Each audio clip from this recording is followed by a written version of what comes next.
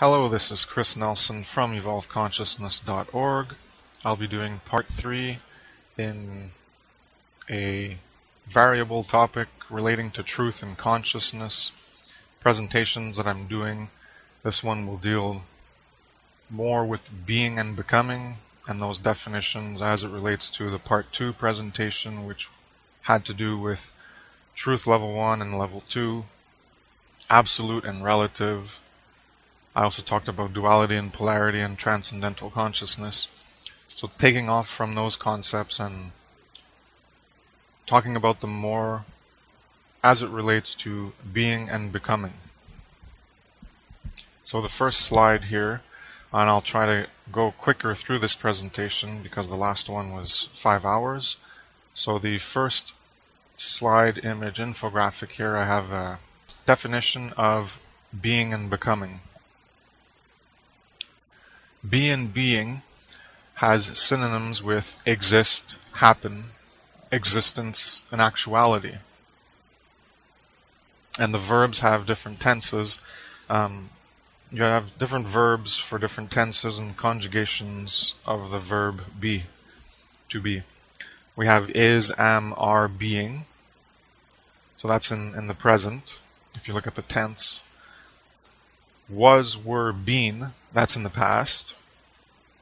Exist, well, that's now as well. And you have presence and now, that's in the present and now as well. And we also have being as a condition or state of being. So whether it's in the past or the present, well, I guess it's always a condition or state, would be only a reference to the present. Or unless you're specifically referencing the past, then you'd say a condition in the past as it differs from the current condition now in the present. So being is a condition, state, or circumstance, a presence, or a fact of existing. That's what being is. You're in a current condition or state of being. Circumstances are a certain way, so you're being a certain way according to certain circumstances, and if those circumstances change, then the being will change its state or condition. And the conventional meanings for being are the state or fact of existence, consciousness, or life.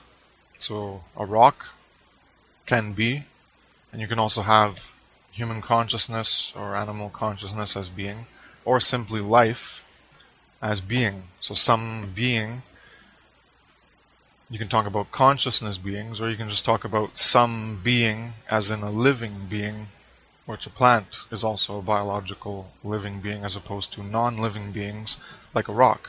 But a rock is also a fact of existence. So there's different applicability across the forms of existence, such as pure inanimate matter, and then we get to animate matter, and then we get to consciousness as an emergent phenomenon within the animated matter.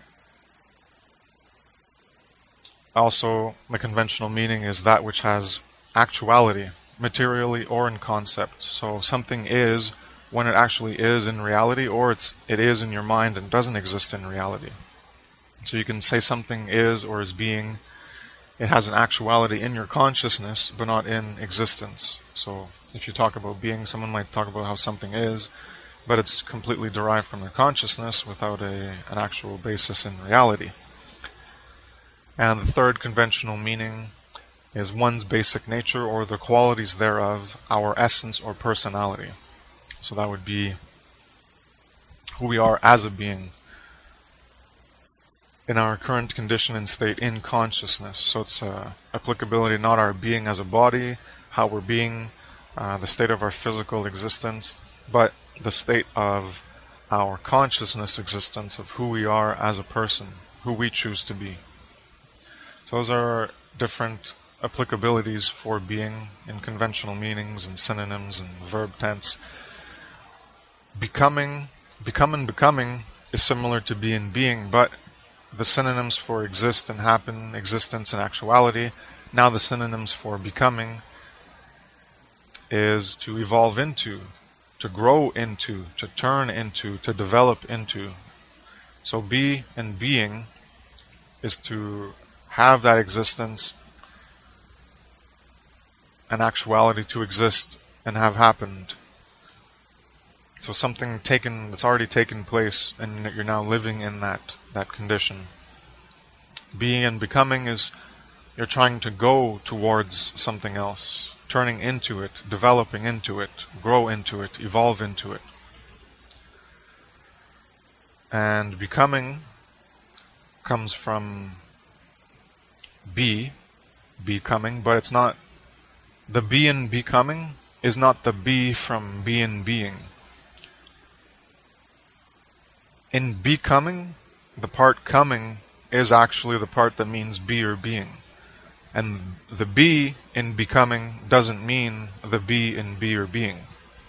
So be means about or around. It doesn't mean the condition, state, or circumstance, present, fact of existence. It doesn't mean that. It means about or around. That's what the be in becoming means.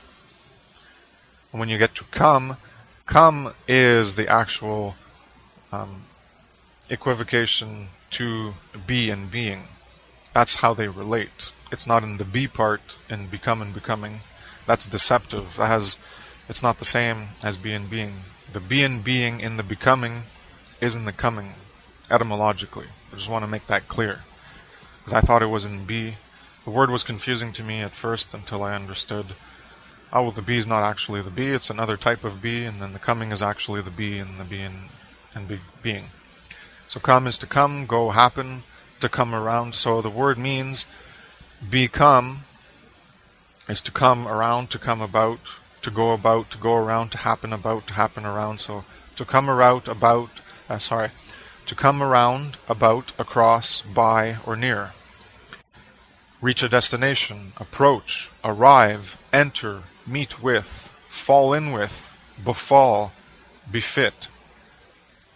So we notice that it has to do with going somewhere, and a destination, to arrive and enter. We're going to see how this has to do. You can already see the implications now, but I'm going to tie it into, as I've already mentioned in the previous presentation, part 2 on consciousness and truth, tie it into how this is evolution. How living is becoming, and that's evolution, that's real living, whereas life is being, you're just being, that's just life. We live as beings, but we are living for the future of becoming better than what we currently are. Now that's ties into the purpose of life, the central purpose of life, which is this: it's to improve ourselves towards the polarized, absolute, imagined, envisioned, potential, ideal idea as an idealized way of living that comes from within our consciousness. And then we can change ourselves, our being, towards that potential and become it. That's evolution. That's living. Life is just being what you are now. That's life. We're just living life. We're being. But living, especially the higher L living, as can be traced symbolically and conceptually to ancient Egypt, or Kemet, however you want to say it. But that's the real living, was with a capital L. That's what the gods were. They were living. That's what the pharaoh was the living. And it all had to do with ma'at and living under ma'at and morality. So the purpose of life is to seek morality and change yourself to become a greater embodiment of these envisioned concepts of morality that you can derive through interaction with others in reality, to learn how harm affects others and how not to do it.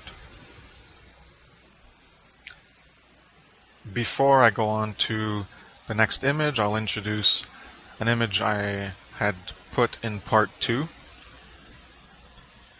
I forget which number it was in that presentation, but I had originally done 3 infographics to tie in the absolute and relative, and the truth level 2 and level 1, and ideals and potentials, and actualizing and becoming, actuality and potentiality into being and becoming, to tie those concepts together. So I had originally, when I was conceptualizing all of this, I had made 3 infographics, and I had later separated them one I kept into part 2 presentation, and the other two I put into this presentation on being and becoming. So here is this is the first image out of the 3, and this is in 1B on part 3 presentation to introduce the other 2, since this was the first part in the series of those 3 that I did. So here's a refresher from part 2. The truth level 2 as a path we can always get back onto. It's an infinite potential that we envision in our minds because it's an idealized way to live, because it's an ideal, and it comes from the idea, from our imagination, from our consciousness. So we aspire towards that absolute infinite potential, the better way that we can always envision. It's always going to be a better way. That's why it's an absolute, because it's always a better way relative to something else. But then when we actualize it, when we're aware of a T2 potential X, we can actualize that T2 potential X as a truth level 1 in reality. And then once we reach that level, well, then we can become aware of greater truths, greater infinite potential, better ways that are better than the absolute truth that something we've already actualized was better than something before. But now that we've actualized that betterness, we can envision something that's even better and then work to evolve and change ourselves and become that better thing. So this was part 1B, and image 2 has the second part from that conceptual derivation, trying to tie in absolute and relative and aspirations and potential to being and becoming. In this image we have on the right side, I'll start with the right side because it takes off from the previous infographic, which had the same thing on the right, but we have some additional pieces of information. So there's still aware, potential, and actualized. There's still aspire towards the absolute, but I've added some correspondences to help associate the conceptual connections between being and becoming, actual and potential, absolute and relative. But absolute and relative interchange depending on the context and your perspective of what you're looking at. As I explained in the previous presentation on the consciousness and truth, you can go look at that for more information. But it depends on how you're looking at it. Things are both relative and absolute at the same time. It depends on how you want to describe it. So, with the aspiration towards an absolute ideal, you have awareness of something. You're in the actual grounding, the actual being of where you are. Then you become aware of something, such as the T2 potential X, or Y or Z, or A, B, C, whatever. And then you actualize that potential as a reality in truth level 1. Then you can become aware of something else, actualize that, and then aware of something else, actualize that, etc., towards an infinite self-improvement ad infinitum.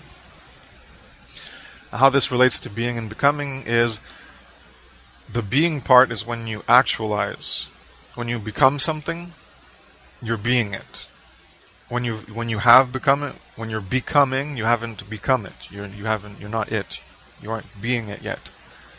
So when you become, that's when you're aware and you're aspiring to that potential. You're trying to become that potential. And then when you actualize that potential, well, then you're being that potential. So this is how we go from the potential to an actuality to a potential to an actuality. It's the same thing. It's a becoming potential to being in the actual. A becoming potential Y to being in the actual, where we've manifested that potential Y into the reality. So now Y exists in reality as a being in reality instead of just a conceptual being in our imaginations, in our consciousness. So I'll go to the left side now. So there's two different ways of looking at it, as I've been looking at things in dualities, as I've explained dualities and how they're just twofold. They're not polarities. Polarities are dualities, but dualities are not necessarily polarities. So we have being and becoming as a dualistic component to our reality. And again, I think I talk about it here in this presentation, but I'll just mention it briefly. Just as absolute and relative are dependent upon your perspective and how you want to describe something, and they're both applicable to something. It just depends on how you want to describe it. With respect to other aspects of reality or other concepts, you're trying to correspond to them. Being and becoming also has that a similar dual component where they're both active in reality. So absolute and relative are both active in reality, and so is being and becoming. They're both, in a way, they're both part of the same coin. We're being, and then we become, and then we be again.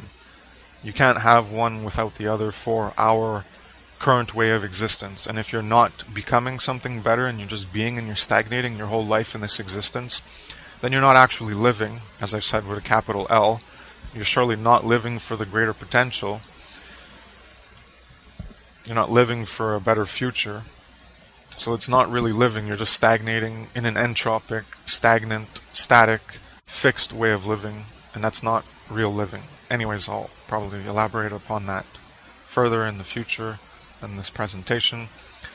But to continue, being in our reality, when you take a flux space-time, which is how our reality functions, it's not static, things move, that's how space-time works, it's in a flux, it's in movement.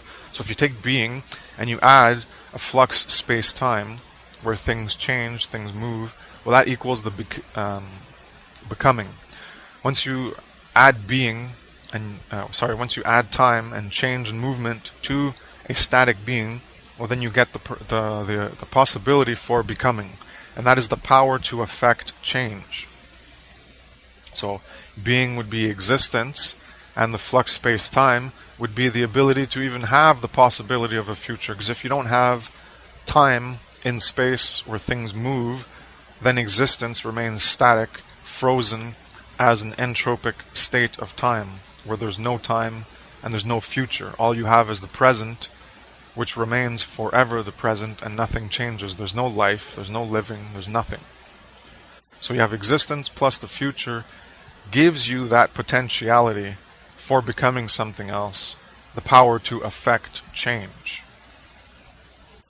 So this is I'm trying to impart upon you the importance of understanding the concept of the future as it relates to our consciousness.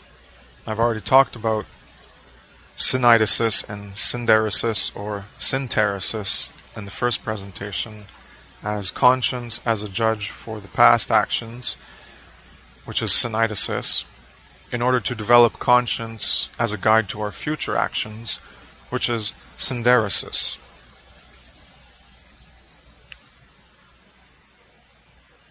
So again, I'm bringing in time in relating to this because time is a central component in persistence, in becoming, in being, in absolute and relative. With the absolute and relative, the application of the perspective often does relate to how you're viewing time. If you're viewing time as reality, as it is, as always flowing in a flux, or if you're viewing time as a current snapshot now, where I have my cup in front of me, it existed a year ago, it'll exist now. It might exist a year from now, but 100 years from now, it probably won't exist. So the future has changed, things change, and we can bring change. We have the power to affect change in the existence, the real existence of the flux of space-time, where we are living for the future, where we have the power to affect change through that potential to become something else, or to have something else in reality become something else. But the point is that this is how reality is structured, through a living for the future where the potential can be actualized, where we can become something else. It's all about the future. Being and space-time, becoming, existence, and the future for potentiality, that's relative to what is being now. So this is how it's relative. Becoming is relative in this respect because it's relative to what is currently now, in order to compare for change. So you have to compare what's now in order to change to the future. You have to compare what's now to the past in order to change into the future. Knowledge of the past and the present is pivotal and essential in order to move forward into the future. If you don't have an accurate knowledge of now or the present, then you're going to be moving into the future and likely be repeating the same mistakes that you currently did now or did in the past because you don't have that knowledge. So syneidesis, judgment of the past as conscience, conscience as judgment of our past actions, for conscience as a guide to our future actions. This is how important this is. The importance of the past and the present in order to derive knowledge from our memory and retain it in memory, in order for us to use the power, potential becoming of our consciousness and change our way of living. So that was relative to what is being now. It's relative to what's now in order to change into the future. But it's an absolute condition of living. This way of looking at things, of existence in the future, is our potentiality and becoming, the power to affect change. This is the absolute condition of living. As you will see below, I'll explain how being and now isn't the absolute condition of living, because we don't live in a state of existence and now, of pure actuality with no change, no future, where space-time is completely fixed into a now position, where we're the same constant being. That is not reality. So it's existence and future, potentiality becoming, the power to affect change. That's the condition of living. Absolutely. And sure, it's relative if you're doing it or not. If you're not living this way, then it's not the absolute condition of living. You're not living that way. It's relative upon your consciousness to recognize this aspect of our ability to interact in reality, and then actualize and engage in this power to affect change. Time reality is dynamic, not static. That's the point I was making about how this is the absolute condition of living and life. Now we have being and fixed space-time. As you can already envision, correspond with what I've already been talking about. This is not real life. If you take being, what is now, and you apply fixed space-time, which is unreality, space and time does not exist as a fixed aspect of reality. That's unreality. So that's being right here. The same constant forever if you had this in operation as a way of existing. Being plus fixed space-time is being. It's the same constant. And that would equate to existence, what is now, plus just more of now, no flux of space-time, no possibility of change. Or you would have existence and now, which just give you the same actuality that exists now, the same constant. So this is how, conceptually, in my presentations, I'm not saying being is a negative and now is a negative. I'm describing it in reference to the purpose of life, to living for the future and using our power of consciousness through this future capacity with the knowledge of our past and the present to envision greater potential futures and become those greater potential futures.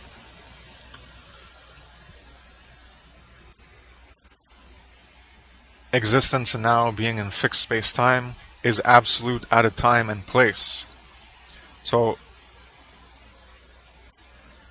the thing you envision, the potential you envision, now I've talked about this in the previous presentation in my attempt to clarify absolute and relative and how they apply in dual capacities depending on how you're looking at it.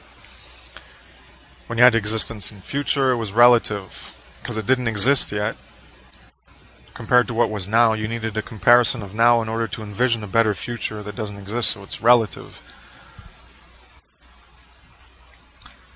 But the current now is absolute at a time and place. Right now, at 9:11 a.m., now just changed to 9:12 as I said that. So between 9:11 and 9:12, there was a 2-second instance for the chronology to change visually in my experience, for me to perceive it as an absolute time and place now. So at that specific absolute static snapshot in time, it was 9:11 and 59 seconds. And then we go into the flux of space-time, and then the potentiality for 9/11/59 to turn into 9/12/00, well, that happened. So then the absolute at a time and place wasn't 9/11/59, it was 9/12/00. That now became the absolute at a time and place. But it was only a static snapshot in that time, because reality is actually about living in the future. The future is always becoming the present. We're in a flux of space-time, and that's what's becoming the existence and being.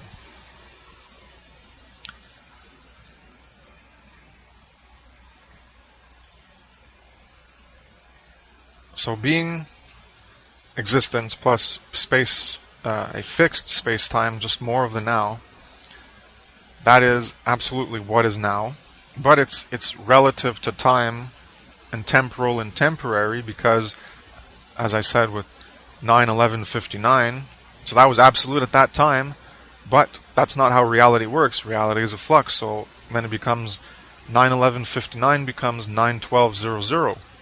So your current previous truth at a snapshot in time, a static absolute snapshot of existence plus a state of now, a fixed space-time to give you an actuality in reality, a truth in reality at that time. Well, at 9/11/59, the truth was that it was 9/11/59 seconds. But it was relative to that specific static absolute snapshot in time. In the existence of time, you take specific snapshots in time. So whenever you take a specific snapshot, it's relative to the snapshots you took before and the snapshots that are going to come into the future. Even though it's absolute at that time, that's what is there. It's what's now. As soon as now changes, as soon as now happens, it becomes the past, and the new now comes from the future. That's why we're living for the future. It all comes from the future into the now, and the now goes into the past. But it all comes from the future. That's where the path is. That's where our direction is, into the future. Our direction isn't into the past, and our direction isn't looking down at our feet, so we don't know where to go. Our direction is looking towards the future. This is the importance of the future and real living and envisioning the future. And a lot of the New Age bunk on focusing on the presence and be here now and be in the now and just experience things. There's an aspect of truth to it, but there's an aspect of falsity to it as well. That's a lot of the deception that people fall into, because unfortunately people have a low level of cognitive processing capabilities and critical thinking with respect to what's actually in existence, and how they fool themselves through the imagination process and consciousness. It's very hard to decipher these things in reality when you're not thinking about them and you just accept the New Age garbage that people feed you. Back to the presentation, being, fixed space-time, existence and now. It's relative to time, it's temporary. It's temporal, time and temporal, because it's temporary. It's only given, it is what it is at a given time, then the flux of time permits change to what is or was. So I hope this is very clear on what being is and becoming as it relates to the actual reality as time, which changes, versus a time that doesn't change and it's static and fixed. That's why all the truths are absolute. It's absolute. Here's a black keyboard, a white cup. But it's only absolute relative to that period of time. It was absolutely true that World War II happened over 50 years ago, over 60 years ago. It's absolutely true, but it's not absolutely true right now. World War II is not happening right now. It's relative to time. It's temporal. It's temporary. It happened in the past. It was at a given time, and then it wasn't anymore. So that's how absolute and relative. I'm trying to give you more examples in case it's confusing, or in case you haven't been through the second part of the presentation, which was before this one, entitled Consciousness and Truth. My apologies for the time it's taking. I like to explain things in great detail to make sure people understand what it is I'm trying to express. Or again, I could just release my infographics and you could try to make sense with the limited amount of word symbols and descriptions that I've given in infographics. But when you explain things, it provides more detail for people to understand. So again, if you don't like my presentations and they're too long, just go through the infographics and learn what you can from them. And then if you find something valuable and you want to understand it more, then you can come through the hours of my presentations, I guess. So to further categorize this visually, we have time flux, which is a becoming. It's dynamic. This is where the power to actualize a potential. We have a potential which is a plus or minus, right? We have a potential, the potential good, or a potential evil. So that's the plus or minus, is the potential for good or potential for evil. And that's a goal. A goal to become good or the goal to become evil. Whether we think we're becoming good and actually becoming evil, it doesn't matter. The goal is we're actually becoming evil or we're actually becoming good. Even if our goal is to become good and we actually become evil, there's a goal in consciousness, and then there's the actual goal that you're actually striving to, even if you're ignorant of that goal. So there's a goal in truth, and then there's the goal in your perception of reality, which might be actually what reality is. So it might actually be a valid goal that you're actually going to create. Or you might imagine a goal, and the actions you take towards that goal are actually going to produce the opposite of that goal. So I'm just trying to clarify that you can have goals that are legitimate and actually representative of greater potentials to live by, and you can have negative ones. So time in flux, you can have the unreality, the opposite of that, the polar opposite. In when we're looking at being and becoming, they're together, they're a unit in terms of how we live our existence, but they're polar opposites as well, if you look at it in this way, because one is an aspect of a flux in time, and one is a fixed state in time. The fixed state in time is only a representation of our perception in time, as we don't just perceive time as one big thing with nothing in it, and there's no differentiation. It's one thing after another, so we can differentiate one thing from another. So that's the way we perceive time, is by segmenting it and creating snapshots in our time frame rates. Like we see 20, 25, or 29 frames per second. That's how movies are set up. 29.97 for NTSC, and then PAL is another number. Anyways, so around 30 frames per second. That's how we see in frames, snapshots of time. That's why I'm talking about snapshots of time, because that's how we perceive things. I don't remember if I mentioned that in the previous presentation, or if it's in this one or the next one, or maybe it's in another infographic I didn't include. But that's how we perceive. It's all in snapshots, one thing after another. So that's how they work together. But when you look at them as two things, they're diametrically opposed, because one is static and one's dynamic, and they work together to create how we interact in reality through the flux of time. But time is fixed, and that's being. It's static, and that would be the actual, and that's the ground. So from the being and static, we go up to the becoming and dynamic, and back to the being and static. That's why I have these arrows for a circular cyclical movement, where we're consuming ourselves. That's what a cycle, repetition, loops are. You eat yourself like the Ouroboros snake. So I have some symbolism on that in other presentations. And circle and eating ourselves and coming back on our tracks and learning from our past mistakes. Synthesis.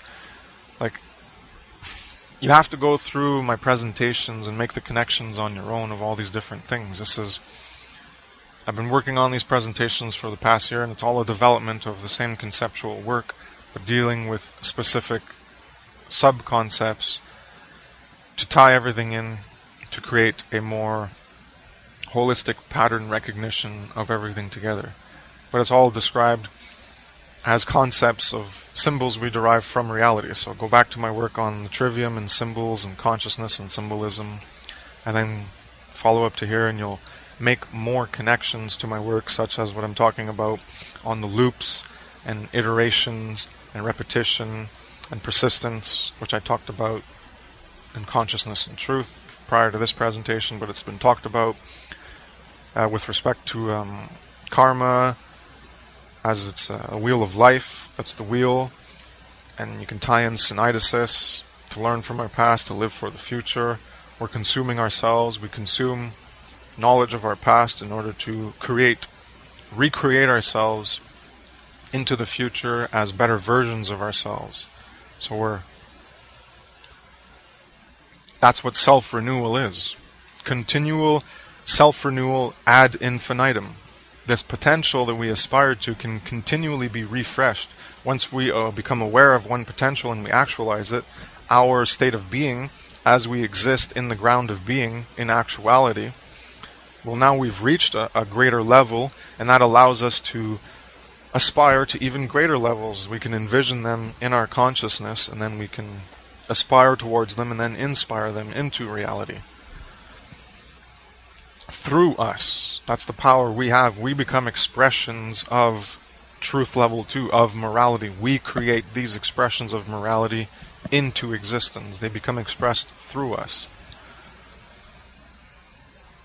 Anyways, there's a lot of connections that if I went through my previous presentations before I did these ones, I could talk about so many more connections, but time goes by, and as time goes by, you lose connections and stuff. So I try to make connections where I can, but please go through the previous work so that you can get the whole picture of the power of symbols and how we invent them and how we use them to make sense of our reality and to make greater conceptual frameworks for understanding ourselves and reality. And then the problems in creating symbolism and how we can deceive ourselves and trick ourselves and imagine things that don't exist, but then give them existence through objectification, personification, projection, and reification. Anyways, it's a big topic. I'm trying to dissect it and give bits and pieces of how this all comes together to change your way of how you perceive, conceive, understand, and navigate reality. Because it's very tricky, our consciousness. We are our own worst enemies. We fool ourselves the most easily. And it has largely to do with our affinity for pleasure and comfort and believing whatever we want to believe because it's more comfortable for our sense of self, our self-image, worldview, and how we fit into the universe and how special we think we are, etc., etc. Anyways, I've talked about this in previous presentations, but it all ties in some way or another. The being is the static actual ground. So from the ground we aspire to the potential as a goal. We go from the ground to a goal, and once we have that potential goal in our mind as a becoming, we can become that potential, that goal, and bring it back down to the ground. So we aspire to that potential of becoming something else, and then we can inspire through us. We can be inspired with that potential we aspire to. So that potential, again, in my previous presentations, the potential is the ideal, and the ideal, that's the good and the moral and the right and the truth, and that's the higher self and God, and anyways, it all comes back down. That's you. The potential comes from your consciousness. You envision it. The quote God, creator, generator, manifester is the imaginator that you are. Your consciousness is the imagination factory powered by an abstraction engine. You abstract and imagine things based on the concretes and the primacy of existence. So you abstract that, you imagine them, and that's your generator power of consciousness. That's the God power of consciousness you have, is in your consciousness to imagine and envision ideals. That's the potential that you want to become. That's the thing you aspire towards. Then what you aspire towards, you inspire it from your consciousness as a purely conceptual being that you're not living it yet. Then when you're ready to live it, to embody it and become it, to be it, then you bring it back down to the ground and you live it in your life. That's taking the potential and bringing it to the actual. That's taking your aspiration from your imagined consciousness and then inspiring it into the actuality of truth level 2. From truth level, into truth level 1. It's from truth level 2 in consciousness, that ideal potential. You bring that becoming dynamic state in your consciousness. You choose to become it, and then you're going to be it when you bring it to the ground and you inspire it into your body and you live it through your life. And I'll finish on the right. I forgot that we adapt and evolve to higher levels. That's becoming and being. Awareness of a potential and in actualizing that potential is aspiring towards an absolute ideal. It's to adapt and evolve to higher levels of consciousness. This is the whole purpose of life. People want to tell you all the other things. Well, these are all superfluous, personal purposes that you can have in life. This purpose that I'm talking about is the purpose all humans have as consciousness beings, to recognize with great power comes great responsibility, and to actualize greater good rather than greater evil. And that requires self-knowledge, knowledge of yourself, knowledge of reality, how your consciousness operates in reality, how your consciousness functions, how you can even aspire to create better ways of living. So it's about being a higher, realer, truer version of yourself. Self-actualization, self-realization, self-transformation, apotheosis. It's about recognizing this power to become God, this becoming God. That's what apotheosis means. That's the self-transformative power to be this transcendental consciousness, where you can engage in continual self-renewal ad infinitum. Well, not really ad infinitum, since we have, a limited lifespan, but you can do this as many times as you want. Change yourself towards the better. Infographic number 3. It's the same as the previous two. Conceptually, it's about the same concept, so I kept some parts of the previous infographics so that people don't get too confused. They don't have to switch back between one infographic and the other. They can keep relating. But I might delete that stuff and just make the text bigger for the explanations I'm giving on this infographic here. Time flux, dynamic becoming. It's where change becoming affects being. It's the power of conscious to envision a T2 potential. Time fixed, static, being is where being is. That's the primacy of existence to establish the T1 actual, the truth level 1 actual. And then you have the power of consciousness to envision truth level 2 potential. So where time is fixed in the snapshots of being, where we derive a truth, that's where something is, a being. It's where being is. It's currently being that.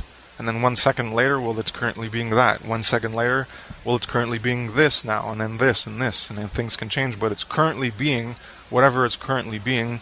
When you look at it as a fixed time snapshot, it currently is being what it is being. Now, in the dynamic process of becoming of reality, that's where change and becoming affects being. So our power to affect being is from our consciousness, where we derive the T2 potential. Being is a persistence through the changing flux of time. Being is a still frame in the moving process of becoming. Time and reality never freeze at the, quote, now position. A specific instance of now becomes the past. Now changes towards the future. Time is the being that is now, becoming the future. That's what time is. Time, you think about the concept of time. Okay, things exist in time. Time is what's being now, what is now, that is becoming the future. Everything is becoming the future. That's how things persist. Talked about it in the part 2 presentation before this one, consciousness and truth. Whatever's now is leading to becoming either more of itself into the future, or more of the same of itself into the future, so remaining static into the future. So it becomes more of itself, or it can become something different. So that's how there's always being and becoming. Becoming is always there. You can become what you already were, or you can become something different. I think that's in the future infographics in this presentation. The present slash now is renewed by the future. Now doesn't stay the same. Now isn't always now. Now is whatever is now, and as soon as you say now, a split second goes by and it becomes the past. The present now is always renewed by the future, constantly. The future is always what is coming into being now. And then what comes into being now goes into the past. It goes from the future to the present now, into the past. That's the way the movement of reality works. Being is returned to and renewed by becoming. So when you go into a process of becoming, you return to the state of being because you're being renewed by becoming into a state of being. So that might be confusing. I'll try to explain it in a different way. So being in the present, you keep returning to being in the present. Even though the current being becomes the past, you're still being right now what you are being, because the being, the present, the now is continuously being renewed by the future. The future is always coming into the now and the present. So it's the being is returning to being because it's being renewed by the future and becoming, and either becoming more of itself or becoming something else, becoming something better or something worse, as a potential plus, better, or as a potential minus, something worse. The future and becoming are aspired towards, then inspired into the now and being. So there's the aspire and the inspire. I just talked about that, and I talked about it in the previous presentation as well. Aspire towards and inspire into the now and being. Being, presence, and the now is experienced. That's what you do. You can't experience the future. It hasn't happened yet. And the being and presence, the now, is what you actually experience. But the future and becoming is what is lived for. That's the purpose, meaning, and goal. Our purpose and meaning and goal is about future living. It's not about my purpose and goal and meaning in life is to maintain my current state of existence. Really? That's a circular purpose and meaning. You're not going anywhere. All you're doing is staying where you are. That's not a real purpose, meaning, and goal for living. That's not living. And then you think about how most people live, and that's how they live. Their purpose, meanings, and goal aren't very high in terms of truer, realer, higher potential consciousness living. Their purposes, meanings, and goals are very materialistic oftentimes, or very selfish and based in pleasure, comfort, convenience, and enjoyment of life. And the whole, I view it as a negative, the negative New Age aspect of being in the now and the presence, and it all has to do with the pleasure trap, pleasure gratification life mottos, and the pleasure trap. I have articles on that.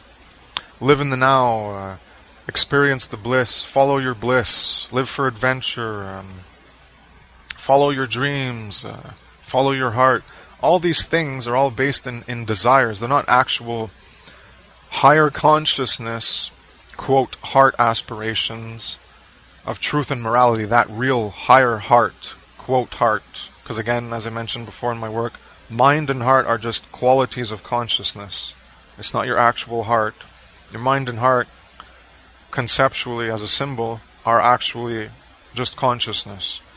And they're not opposed, they're not polarities, they're just a twofold, dualistic aspect of consciousness. One operates in one way, one operates in another way. They're not diametrically opposed, they're not enemies. You need to work with them both together, not look at them as enemies. So the real heart is truth and morality. Many people, they follow your heart, follow your dreams, live in the moment, experience everything. All experiences are valid. Anyways, I have a lot of these mottos. I wrote about them. They're all lower base living, focused on pleasure and comfort and convenience, etc. I have work on substance versus appearance, on that aspect of living if you want more information. A lot of my work deals with that. I have a quote here by Heidegger. I went and looked at the source of the quote. He wasn't talking about the same thing that I'm talking about, I don't think, but I'm using the quote to reference what I'm talking about. The more consciousness, the less being.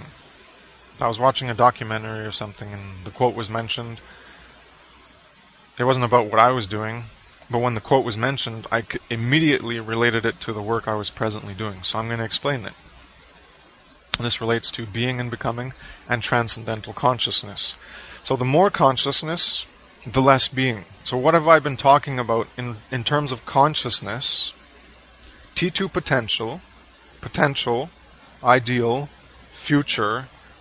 That's all reality, living, future, consciousness, potential. And being, well, being was the static thing. Being was the thing that if you keep it static in the now, it's unreal. So we're looking at living versus not living. So the more consciousness, the more living, and the less being, the less not living. So what does that mean? The more consciousness, the less being, in terms of my presentation. The more abstraction into self-awareness, reflection, and change towards a future potential. Remember the imagination factory powered by an abstraction engine, your consciousness? Abstraction into self-awareness, you need to be aware of yourself, and reality, reflect upon yourself, and reality, judge, compare, contrast things.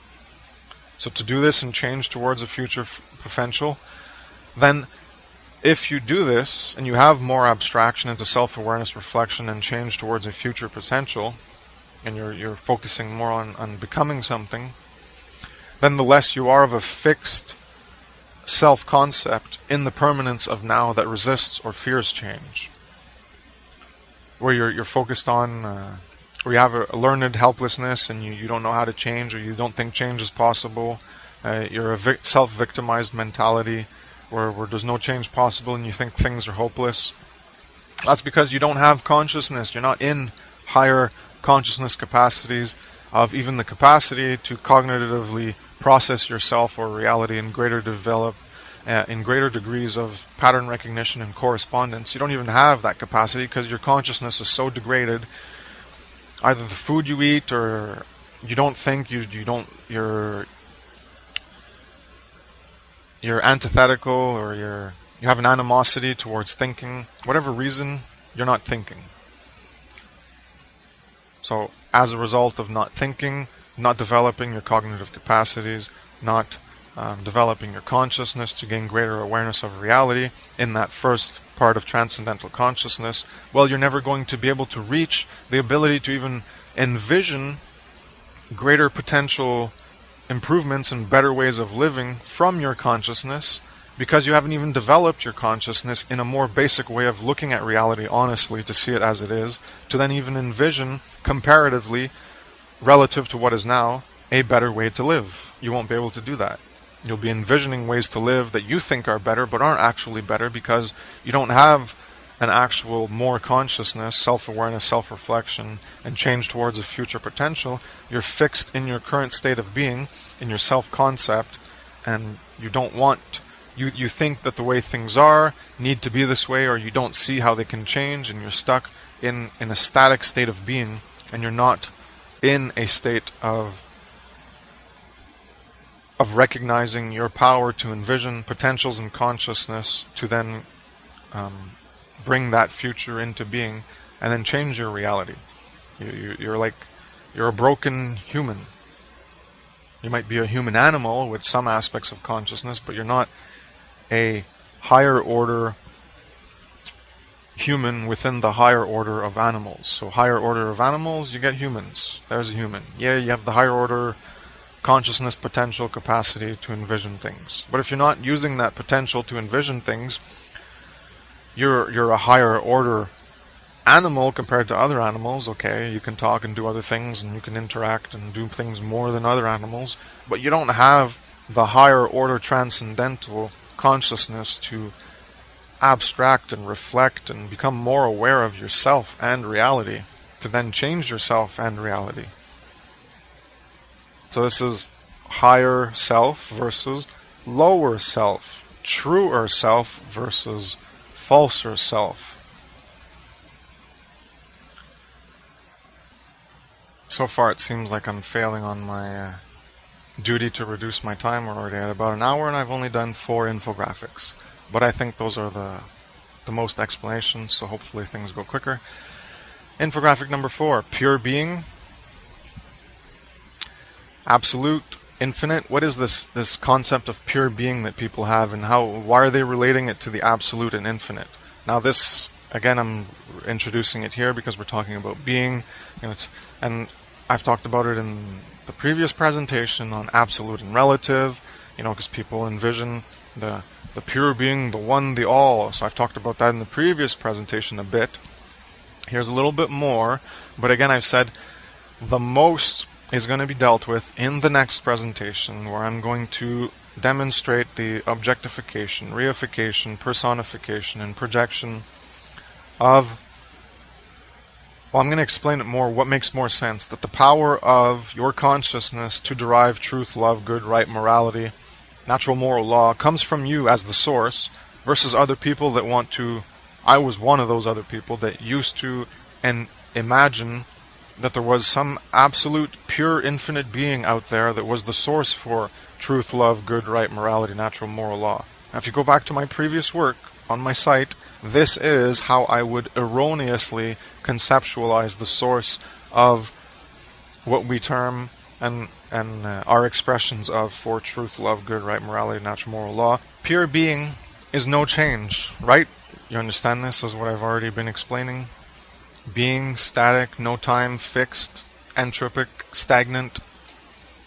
Pure being is no change, no time, stopped, fixed, frozen, still, unreality.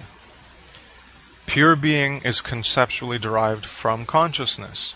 Pure being does not exist in reality. If you think of pure being, the only place pure being is a being is in your consciousness. Go back to slide number 1 and the definitions of being, where they can actually exist. It's an actuality in actuality of existence, or it's an actuality in your own consciousness, which is just an imagination. So pure being is conceptually derived from consciousness. There is no such thing as pure being in reality. A rock is being, but it's not pure being. You'll understand, and especially if you've already have a concept of pure being or pure absolute or the pure absolute infinite absolute being or whatever you want to call it, you can already see how your concept might be starting to crumble and fall apart. Pure absolute being is an imagined abstraction of no change, no purpose, and no meaning. Think back.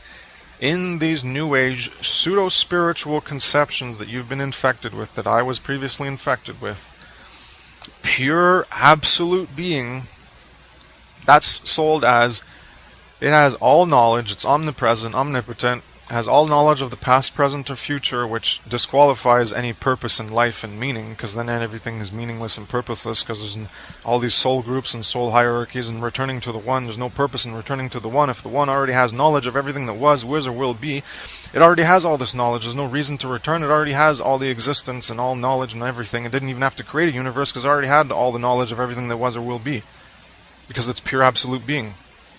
People don't logically process the concepts they have to find the contradictions, because there's so many contradictions in these pseudo-spiritual New Age conceptions, and that's probably what led me to dissect natural moral law and how I was relating it to all these externalized, imagined things, all this bullshit. I was seeing the ridiculousness in other things that I could relate how they were ridiculous in other concepts and apply it to an analysis of the things that I accepted and finally see how they were bullshit. So if you have pure absolute being, there's no change, there's no time, everything is stopped, there's no purpose, and there's no meaning. As I've already explained, and I will explain further, evolution, living, becoming, has to do with purpose and meaning and a goal in life. So if you have pure absolute being, which is an imagined abstraction first of all because it doesn't exist in reality, well, that pure absolute being doesn't change because it's a pure absolute being. It has no purpose and no meaning because it's a pure absolute being. There's nothing in the future, nothing to evolve towards as a purpose, as a meaning, as a goal to work towards. There's no change. It's a nothingness. That's also why I equate, in a sense, the concept of all and the one as being essentially nothing. Because if you have everything as one, I've talked about this in other presentations in part, or if you have everything as one amalgamated, uniform oneness, then what you have is nothing in the end. You don't have apples, you don't have oranges, you don't have a planet here, you don't have Earth, you don't have the elements, you don't have different humans, you don't have different animals, you don't have different plants, you don't have different compounds and molecules, you don't have anything of any difference. All you have is one thing, and that one thing is nothing. Because when you bring everything together and you smash it all into one thing, you don't have any of those one things anymore, the one apple or the two apples or the 10 million apples. Those one things, individual in themselves, don't exist anymore. And what you have is, you don't have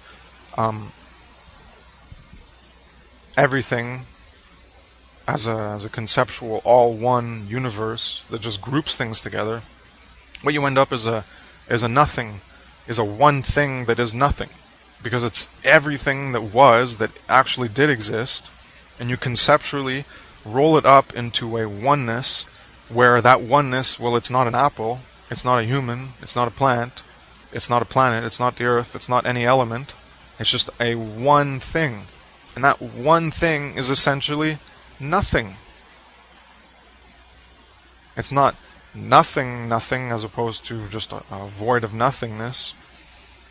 If you're thinking of this one thing, but then it exists as apart from that nothingness. Anyways, all of these are just concepts of origins, meaning in life, on creation and our purpose.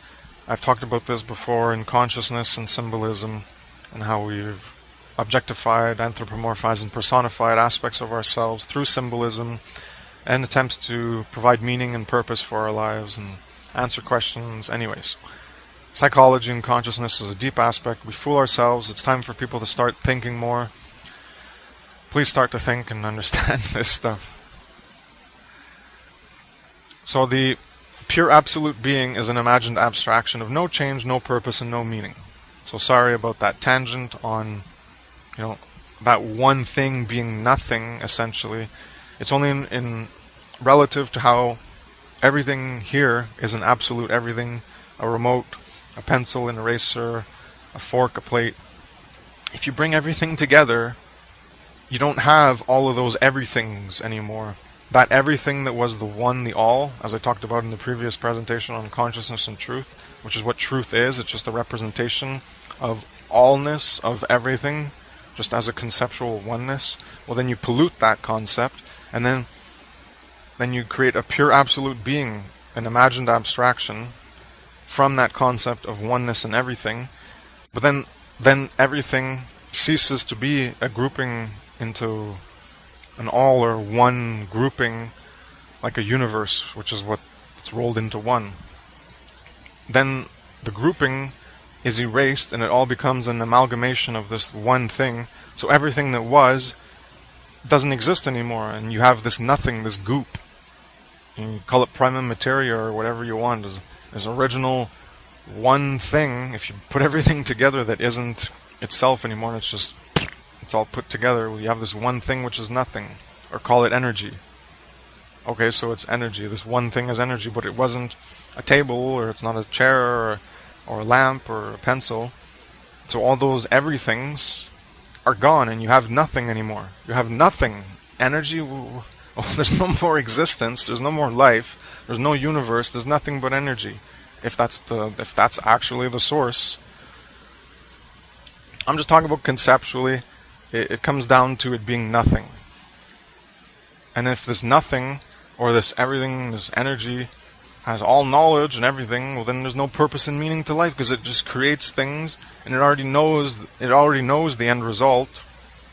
that what's going to happen is it knows all the past, present, and future, and it has all knowledge of the past, present, and future, so there's no even purpose of creating a future, because it already knows what's going to happen.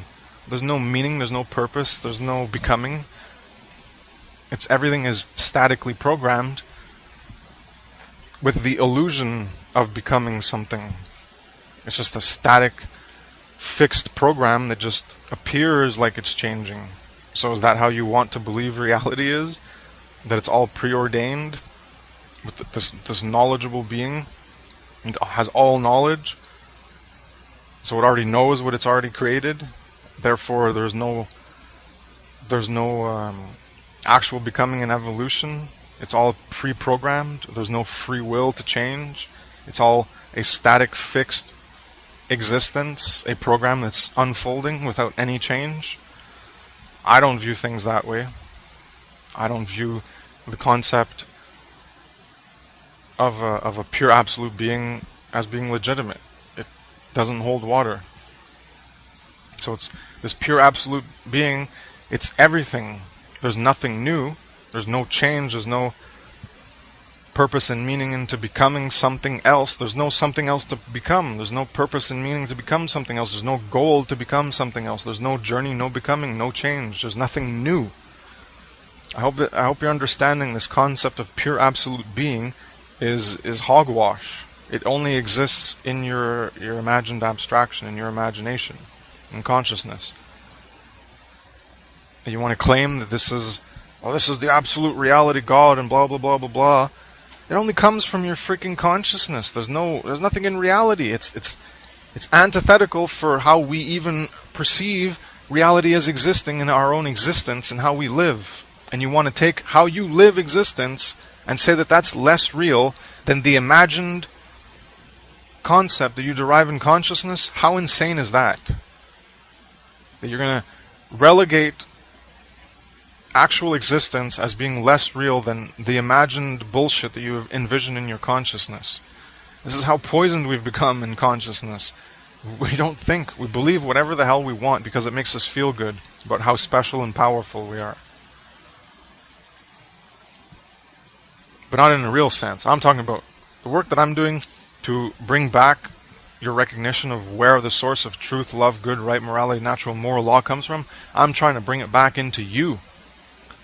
And screw the externalization. I'm going to show you how it makes less sense. So why would you even accept it as a possibility?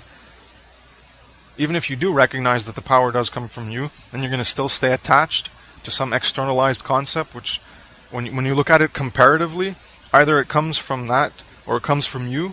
You're going to see in the next presentation that they all come from you.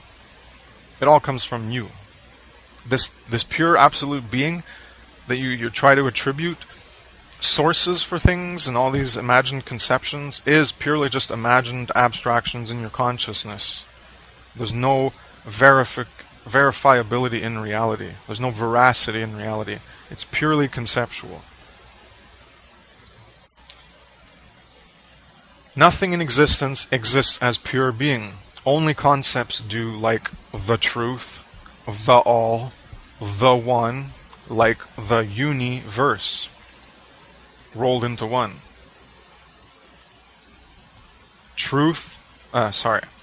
Flux, change, motion is the real way of reality, as I've already been talking about.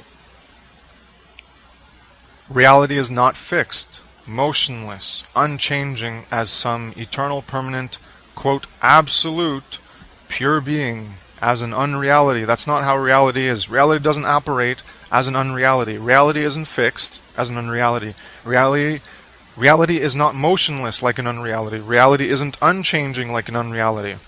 Reality is not some eternal, permanent, absolute being like an unreality. Reality is reality, and all these concepts that you derive in your consciousness are actually representative of unreality, of how things do not operate in the reality we live in. Oh, so you want to imagine, oh, well, that's how things operate at the pure absolute being level? Do you exist there? Then how the hell do you know? It's purely belief, it's not a truth. oh, well, this is how things operate in the 5D or 6D or 10D or blah, blah, blah, D up your ass, whatever the hell you want to imagine. Do you actually live there? No, then how about you get back down into the real be here now, which is actually to be here, in this reality, now. That's the real purpose of be here now, is to get your head out of the clouds, out of some other dimension, out of some other reality. Even if it exists, I personally do not care at all for my ability to understand the reality that I live in, for the work that I have to do on the ground, in this reality, in this existence now, not in the future, not in some envisioned, imagined future incarnation that I'm going to have, not in some envisioned, imagined past life that I had. I'm talking about right here now, not in some other galaxy or dimension or whatever the hell you're talking about. It's about being here now and focusing on affecting the reality now by affecting the future so that it becomes the reality that will become now. Might have jumbled things up in that last part there, but the purpose is to affect the now so that you can create the future you want to create. It's not about, I'm going to escape this reality now, I'm going to go to another reality, I'm going to go to another time, I'm going to escape to another time, I'm going to escape to another presence, another place. It's all escapism. All this new age, pseudo-spiritual, it's completely pseudo-spiritual. Everything about it is all escapism. It's all not dealing with reality. It's all about imagination. Imagination into truth level 2 potential? No, no, no, no, no. They don't care to imagine greater degrees of truth level 2 potential by analyzing their behavior, what they're doing, their rights of ownership, what rights they have to other beings like other animals, and how they don't have the right to pay other people to murder them or murder them themselves if they like to go hunting once a year in a degenerate lower base consciousness, animal, immoral living. That's not what life's about. It's about becoming better. So I don't know where I was going with that tangent, but I'll finish with this infographic. A fixed being in reality does not exist because reality is dynamic change and becoming in the process of time, both at the physical, material level of the universe developing and the potential development in consciousness. Sorry, I was correcting a typo, so I had my speaking a little off. Reality is dynamic change and becoming in the process of time, not in fixed time. That doesn't exist. So it's a dynamic change and becoming in the process of time, both physical, material level of the universe developing. It develops, things change, suns die, supernovas, planets get born, die, etc. There's the physical level of change and becoming, dynamic in time. And then there's the potential development in consciousness, that dynamic change, becoming, and process in time. That's where the greater potential is for us as consciousness, rather than be moved. This is another infographic I have. There's forces at work, which are just forces, cause and effect, physical forces in the universe. And then there's moral forces, consciousness forces, a higher order consciousness forces of a moral capacity to create and affect reality through that force of consciousness, as opposed to the programmed deterministic forces. In reality, you have the free will, non-deterministic force of consciousness that can change things apart from the natural flow of things happening. Consciousness can bring greater change into a system. We are always working towards the future. Morality concerns the future actions we are going to take, learned by judging past actions. Infographic number 5. We are being presently now, but aren't everything we can be, nor are we all we have been before. We can become to obtain or receive something that we don't have presently in being. And we can also have had something in the past that we don't currently have. So that's how we're presently now not everything we can be, because we can become something better or worse. Or right now, we're not everything that we already have been before, because we could have changed. Becoming and obtaining, receiving is living, but we don't hold on to everything in a static, fixed way. So I'm trying to show the interplay between being and becoming in reality, and also how a becoming of the current state of being to persist it into the future is a persistence. So I'm tying in persistence and being and becoming, because I talked about persistence in the previous presentation. So you have your actual current being, your static state of being, then you have the potential. You're going to become brave. So it's a dynamic of more of bravery, so the dynamic of more. And then you're going to bring it back down to, so you were to being brave, the static state again. Now you're being brave. So you were not brave, you were just being something. Then you're becoming brave, and then you're being brave. And then you're going to stay brave, okay? You're not becoming brave again, you're already brave, but you're going to stay brave. So you're going to persist in that bravery. The same becoming.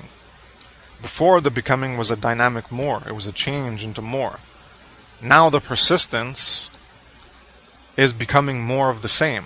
So it's not a change, it's not a dynamic, it's a static becoming where you're persisting in your previous state of being. So now the new state of being is the same as the previous state of being, was being brave. You're still being brave. But that only lasts for a certain amount of time. You're not always brave. The bravery happens in circumstances of fear, where you develop bravery to overcome the fear. So you're being brave, and then after a certain of time, okay, you change your state of being. You don't need to be brave anymore. That situation is gone. So you're becoming non-brave again. So originally there was a dynamic more, becoming brave, and now you're becoming non-brave. So it's a dynamic less. It's a change towards less of something. So you have a potential, right? In the previous infographics, the potential plus or minus. You can go a potential plus and becoming more of something as a positive, and you can become more of something as a negative. But you can become less of something as a positive, and you can become less of something as a negative. So you can become more of the positive of good, or more of the positive of evil, or you can become less of the positive of good, or less of the positive of evil. I have more presentations, more infographics in this presentation, which will elaborate and elucidate upon that conceptualization, in case you're having trouble following along. On the more or less, you have a potential, so you're climbing towards something. But when you're climbing towards something, you can be climbing towards something good or bad. And that something good or bad, when you're climbing towards the good, you can be getting more of it, or you can be climbing towards reducing your good, so you're less of it. So there's like 2-3 levels of going towards something and how it's a positive or negative. Persistence of being with dynamic changes of becoming, that's what we're talking about here. Even the body persists in life as it becomes towards death. Just another example of how we're being and becoming. It's not something we're striving towards as something we want, but we're always, since the moment we're born, eventually we're going to die, so we're progressively becoming towards death. I'm just stating it as a fact of reality. That's just how things are. There's no absolute being, there's no absolute becoming. It's a dual pair for living. You're not always in a becoming state. Well, in terms of the absolute of a truth, or the truth as some absolute concept of all and everything, yes, in that sense of that one true absolute thing of the concept that we envision as truth, as everything, that absolute everything, we can put that as a permanent state of becoming, or a permanent aspiration, or permanent purpose, permanent journey, permanent meaning in life is the truth. So I guess this is a bit false in saying that there's no absolute becoming. I was relating it more in terms of what we do in our lives. So becoming brave or becoming sad or angry or happy. It's not a constant. It changes. So the way that there is an absolute becoming, I guess, is striving for the truth and morality. That's what's always ahead of me, is truth and morality. That's why my meaning, my purpose, my goal, my journey, what I strive for is truth and morality. And as I've explained, truth as an overall truth, that's a concept of everything in our mind as an absolute, and there's also truth level 2, which is morality, which is the absolute better we envision compared to the relative state of now that is. And if we actualize that better into the now as a current state of being, well, that's an absolute in reality as what is, but it's also an absolute at what was better compared to the relative. But there might be something else that's even more absolute, better than the betterness we've already created. And that's continual evolution towards the better. Persistence is becoming the same or changing into something more or less than what you are now, presently in being. Persistence of what already is allows reality to continue in time. Becoming perpetuates reality as the current existing being, or to become something else. So becoming perpetuates reality, either to become something else or to perpetuate the current existing being so that it stays static and remains the same. Like a rock, until the forces of nature act upon it, and then it slowly becomes eroded and doesn't become a rock anymore. Just as an example. There is both being and becoming, but being is sustained through becoming itself again or changing. So being sustains itself by becoming itself, or it becomes something else and it's a new state of being. Now, this is how being and becoming are interplaying, and they're always a part of reality. It's a two-in-one. Just wanted to explain that. Infographic number 6, we're going to get into the particle snapshots in time versus the wave flux motion, just to explain that more and give you a visual of how it works. So we have a wave, and we have time snapshots on that wave. T1, T2, T3, T4, 5, 6, whatever. So I put dots to just show lines of perception. So we have the flux motion of becoming, whatever we're becoming, and at particular snapshots in time, we're looking at specific points in time, and that's what we're seeing. We're seeing particular particles along the wave. I'm not saying this is how reality is constructed. Don't get all New Age on me and pseudo-spiritual, pseudo-quantum bullshit false understanding of how the quantum physics works, okay? I'm not saying this is how reality operates. I'm using comparative analogy of one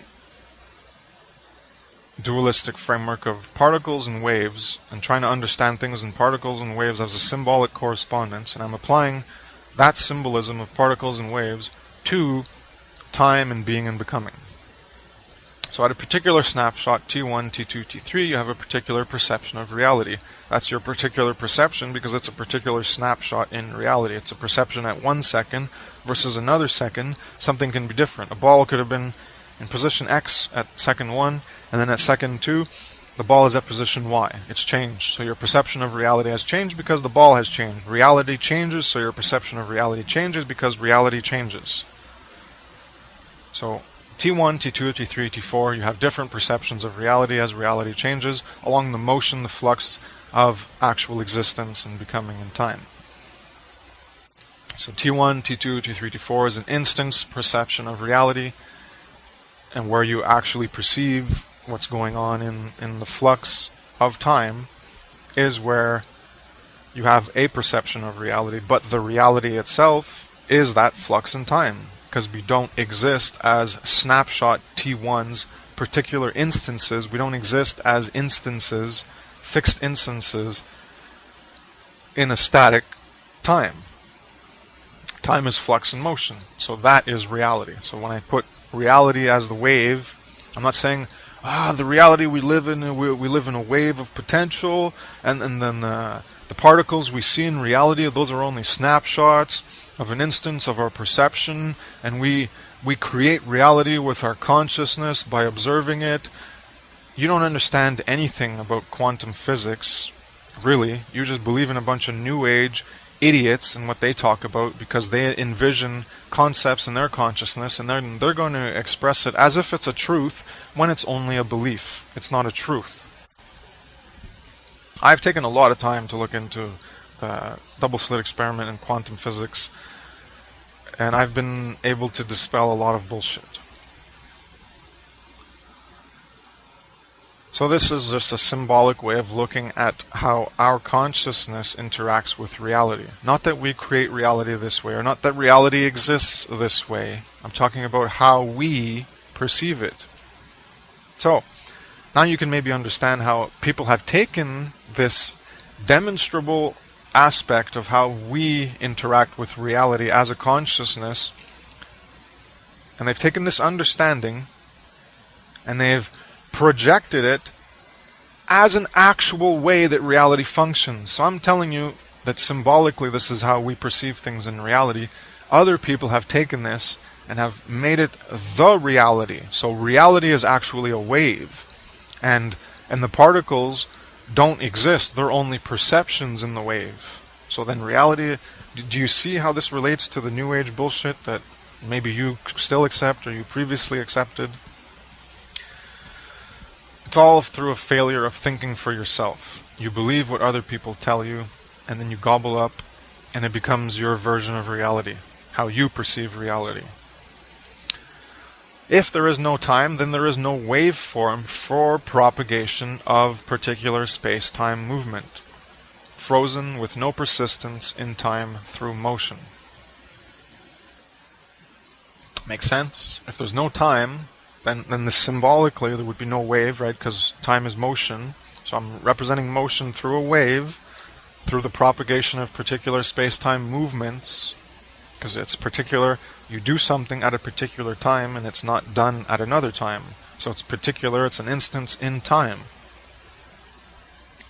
So if there was no time, then there would be nothing being done, and whatever was done would be stuck at a specific frozen instance in time with no persistence in time through motion. There'd be no motion, there'd be no time. All you'd have would be a fixed frozen existence with nothing actually existing and living, because in order for existence to happen, you have to have time. Because pure being, again, frozen and static and fixed, that doesn't exist. That's not existence. A particular instance in time is a snapshot of all movement as a still frame. Many waveforms of persistence and becoming are pushing forward into and through time. Being is persistence in time through becoming. It's two in one at the same time. Overall, reality is a becoming process, but each perceptual instance is a state of being within the flux of becoming, either to become the same or something else. Arrive where you are or were, or you arrive at a different place. Make sense? I hope so. Another little description, another little way of visualizing it is change requires time. As if you have one thing as a snapshot, T1, well, that's the thing as it is right now, right? So if time doesn't go forward, if you don't have time for things to go forward, then you don't have change. If you look at the wave, T1, well, there's the wave. If you don't have time, well, then the wave can't get to T2 as a different position in T3, T4, T10, T infinity.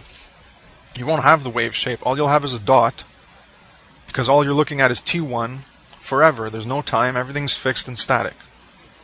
So change requires time. This is how reality is structured, with time, with change, with movement, with motion, with becoming, flux, evolution. And this is you have this, as I mentioned before, there's that aspect in reality itself of the physical properties, such as suns coming into existence or dying out of existence, planets, etc. But the important aspect in our life for our living is that time, flux, movement, motion, becoming,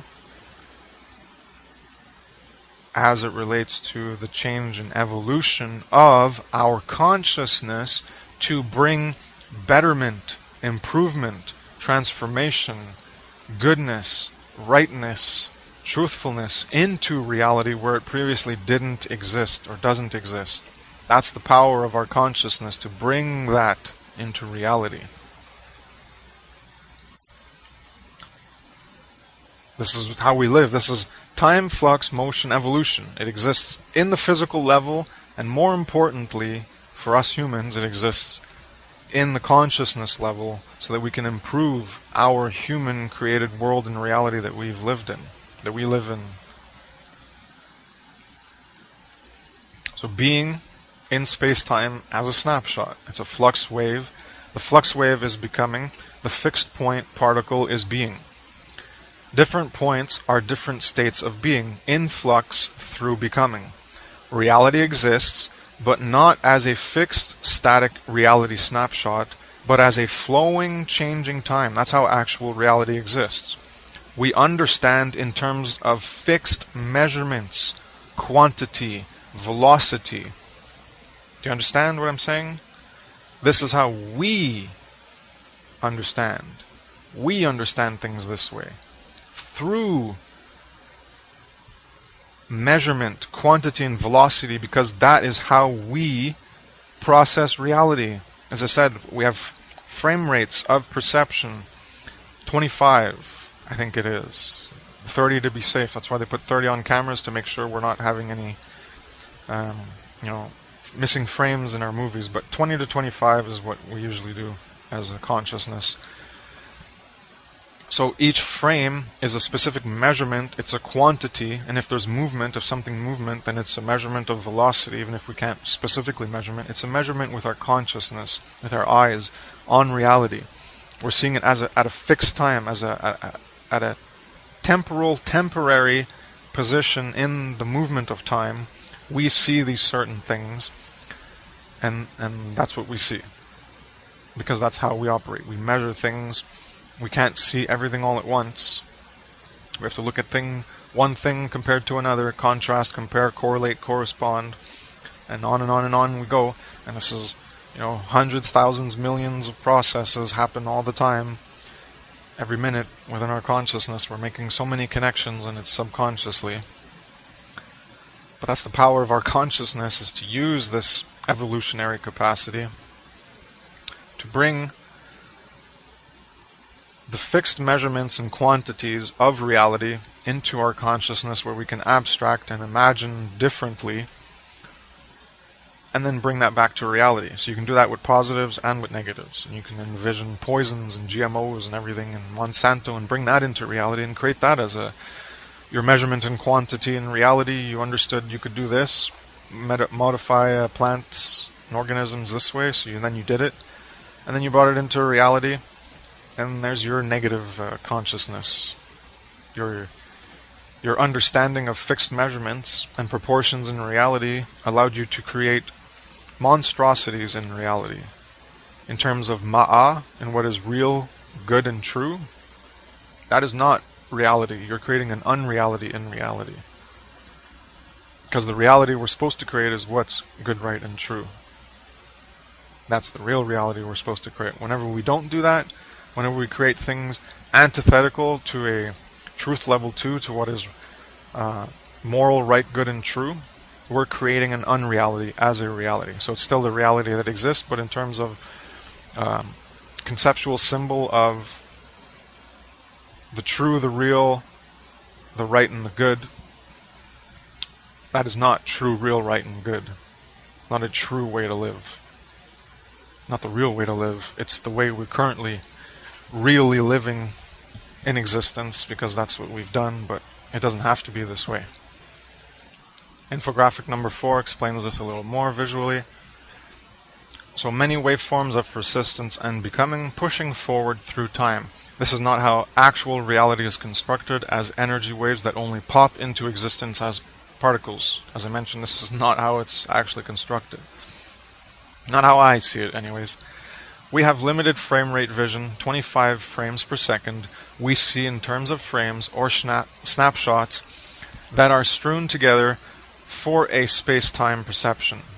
Reality is there for us to see, but we see it not in the infinite degrees of motion, but as specific finite frames of reference, one after the other. We conceptually perceive relative snapshots of reality as being, but the constant state is flux and becoming. If you can look at something moving around a circle, it's constantly moving, but we see it in specific frames. And if you take those specific frames, and you can translate them into a wave. Each point on a line, if you look at it, well, here's the line just below it, and here's your point. And then the point goes higher, and then lower, lower, lower, and higher, and higher, and higher. That makes a wave. If you continued a point on a circle, going around on a circle, but propagating through time. See, these are snapshots in time, right? So each pane, which I have a circle with a disk going around it, well, each pane is a snapshot. That's snapshot 1, snapshot 2, snapshot 3, 4, 5, 6, 7, 8, 9. And each instance, you have a perception of something and it moves. So it's just explaining the previous infographic in a different way. And here 7b is previous infographic on truth and frequency of perceptions, which I built off from Mark Passio's infographic of a similar nature. So I'm just bringing this in to show a different way of how we can use frequencies and waves to represent another aspect of ourselves in reality. You can't just blindly apply them in the same respect. So if you want more information on this, check out Truth, Reality, Perception, Belief, I think was a presentation that I included this, and then even one before this is a dualistic conceptual framework. So you can find this explanation on my site. Next infographic is a variation of that, where I'm just representing the primacy of existence as the constant absolute, where reality, truth as a fixed constant, so in this way as a static actual being absolute, as a specific snapshot in time, it's an absolute, or as a like when the wave interacts, well, there's an absolute instance, it's an absolute thing in reality that is what it is at that time. But the bar itself, primacy of existence, is an absolute in terms of existence and truth as the concept of all, of everything. So in that sense, it's that absolute allness that we conceptually derive when we're dichotomizing absolute and relative in terms of existence or consciousness and how they apply dually.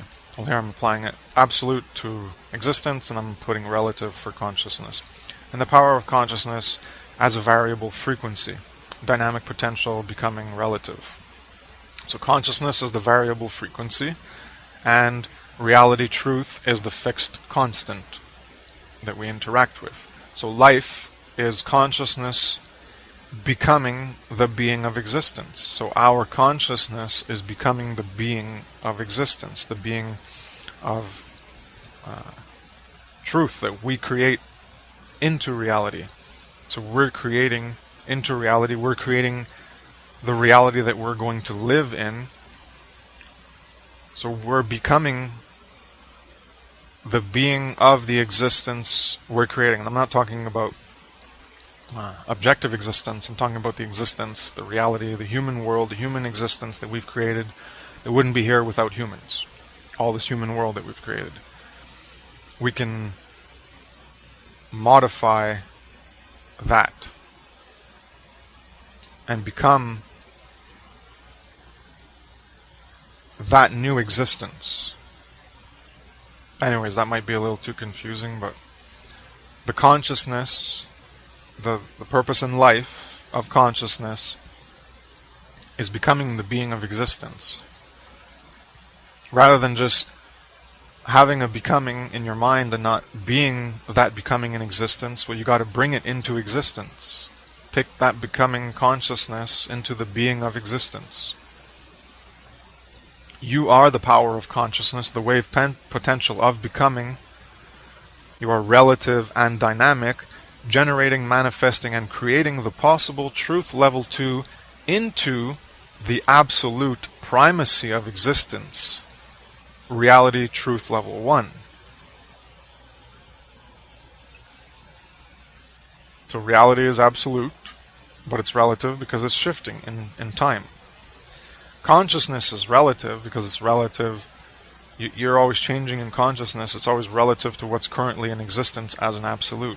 Your ability to think of things will be based on what you currently see in reality or see in the past in order to guide yourself into the future. So again, it's explaining more on how the absolute and relative is always applying in consciousness and in reality. It just depends on how you want to look at consciousness and reality to apply the descriptors of relative and absolute too. Infographic number 10. This has to do with goal and origin and destination and purpose, meaning, journey. Goal ends means purpose for living. To be better than before or now. Into the future, to be or become something else. Away from the past or current lesser state of being. So basically you can look at what's before and now as what's being. And then in the future, you're becoming. And it's to be changing. You can also look at that as an origin point of where you are now being towards the future destination. So a destination is also a goal. It's also an end. So a destination, an end, and a goal, that's the future, and you need becoming and change in order to attain that future, that destination, that goal, that ends. So I'm just associating concepts here. So we have an origin of being towards the destination of becoming, but then once you become that being, you are now that being, and once you arrive at the destination, it becomes an origin point for you to aspire towards a new destination. So this is how we're in continual renewal of origin and destination, being and becoming. We're in continual renewal of our destination and of our becoming. So in the white, I have you're at the origin and the destination, but when you arrive at your destination, it can become an origin for a future destination. And when you're already at your origin and destination, in terms of conceptually, you can bring it back to the origin and you can go circular. Or I'm not too sure why I put that there. This is the problem with doing things months ago. You don't write detailed explanations for your infographics, and then you end up forgetting some specifics that you put into your infographics. Anyways, if you don't know the pathway to how you arrived at the current position, the past and now, then how can you know you are taking a different path from the past errors? Memory of the past is required to not repeat the same mistakes, to know how and why our outcome has been created. Syneidesis is past knowledge to know how the present was created. Then synderesis is using that knowledge to watch over the future and not repeat the same cycles. Origin now was a destination before. Ignorance of the previous origins relative to the now origin for our future destinations allows for cyclical repetition of the same mistakes. And this is circular, and it's a repetition of history. Now we're going to get into the repetition of history and the euphemism for the end of history euphemism, which is just a repetition.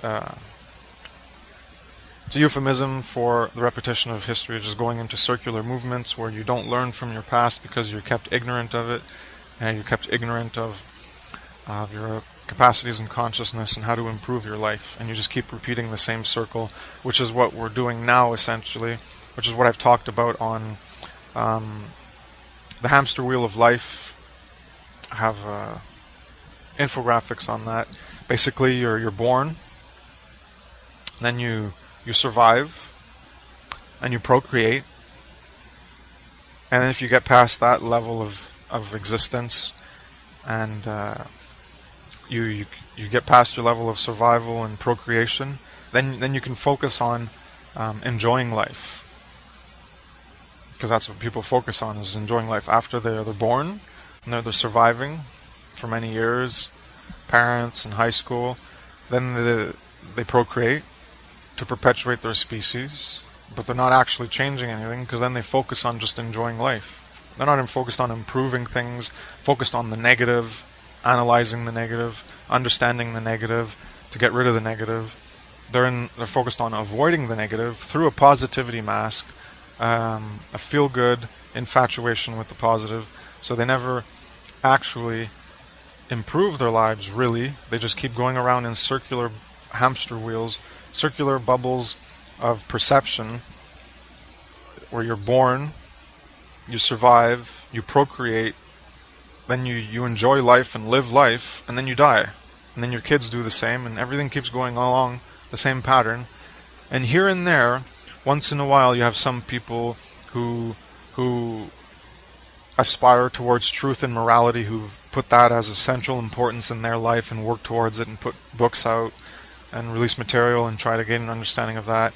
And we're still corrupted, and some people are less corrupted, and it's trying to get an understanding of it. But a lot of people don't care about getting an understanding of these things. They're just content with their lives, and they're just going to live their lives as they live it. And these are the people who are in circular living, who just repeat history, and they just keep... maybe that's why I had the back arrow going back.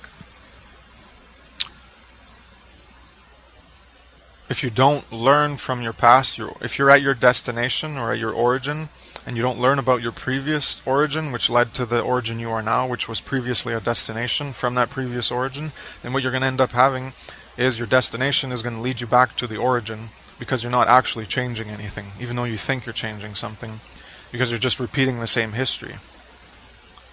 Even if it happened 100 years ago, then you forget, then you repeat it. Then you forget, then you repeat it. Then you forget, then you repeat it. Things aren't going to change. Okay, cars are going to get better, technology is going to improve.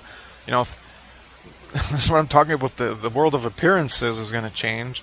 Things at a superficial level will change, but not the substantive level of real living. Living with a capital L in morality, that doesn't seem to change much. We have a hard time looking at the negative in our lives, especially in ourselves, looking at the mirror. We can't face the evil we do. Why do you think slavery was such a hard thing to overcome? Why do you think the animal issue is going to be so hard to overcome? Because people are cowards, and they can't look at themselves in the mirror. Cowards all around. Mirror, holy shit, do people ever run away from looking at themselves in honesty? Not only do they run away from looking at reality honestly, but the reason, a large reason that they can't look at reality honestly, most people on Facebook and the truther movement, whatever, it's because they can't honestly look at themselves, because they are too attached to themselves. Through the attachment to themselves, their self-image, their self-worth, their self-value, in the structure of how they currently see the world and themselves, and how things work and how things are fine or whatever, or maybe how things are not fine, they still can't think properly, and they can't see themselves properly because they can't think properly, because they have too much attachment to themselves. This is the negative ego aspect. Your self-image, your self-worth, self-value, worldview, how you view yourself in relation to others in the world and the universe, and the way you view yourself in reality, and the way it makes sense when you're confronted with that, because you can't face how you're involved or how you've participated in negative things, then you can't face how reality is a certain way, because you're currently engaging in reality in that way that you don't want to face is the way it currently is. You want to believe it's another way. So then you can't actually change yourself or change reality, because you're not willing to face reality. You're in denial. Infographic number 10. I'm just going to explain how the being and becoming and the goal and how it relates to higher consciousness potential and transcendental consciousness. So higher consciousness potential, transcendental consciousness. Maybe this should be in the next presentation, but it'll be a sort of a connection into there, just like the previous one did. They're all related concepts, and I couldn't make this into one huge 80-slide presentation, which I originally thought of, but then I realized it would probably be 10 hours long or something, and too much work to do as one big project. Transcendental consciousness. So transcendental is above, beyond, to excel and surpass. So we're beginning somewhere, we're starting somewhere, right? That's our current being. We're at the current static state of being. That's our grounding of our current being. On the left, the beginning, the being, our grounding. We're grounded here in this current state of being. That's the reality. Whether we're actually good or evil, it doesn't matter. The current reality is that we are good or that we are evil in certain capacities, our actions, certain things we do, whatever. That's the current reality. It's not that you're grounded in goodness or whatever. You're just grounded in the current reality that is, both the good and the bad, the beauty and the horror, etc. So from the beginning to start, you have a journey for living. You're starting, and then you have a journey. You're living. You're going to live, and you're going to be on a journey for living.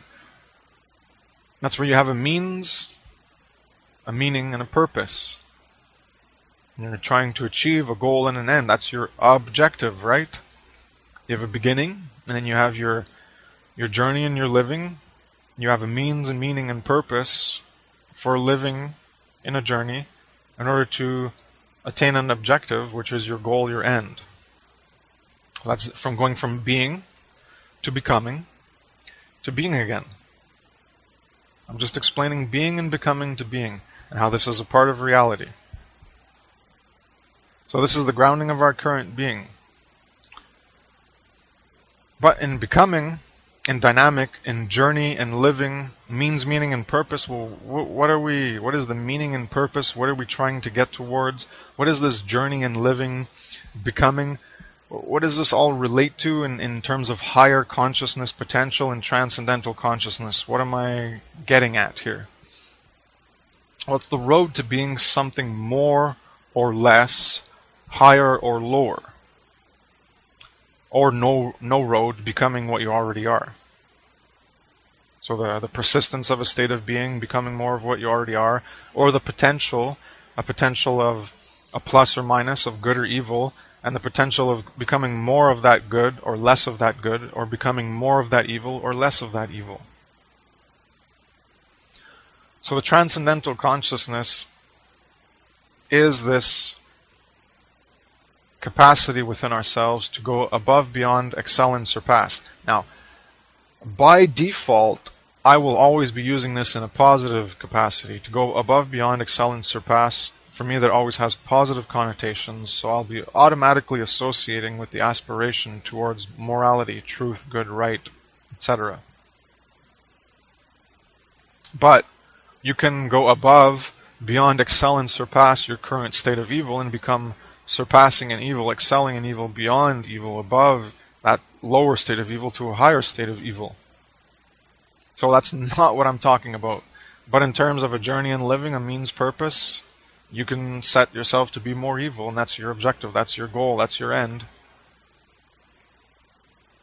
But this is how transcendental consciousness works, is recognizing, the first step is recognizing this higher order capacity within ourselves to engage in this process, and then it's even beyond transcendental level 1 consciousness. Here you have the transcendental consciousness of aspiring towards real things that will take you above, beyond, and excel and surpass yourself in a positive way, the default positive connotation.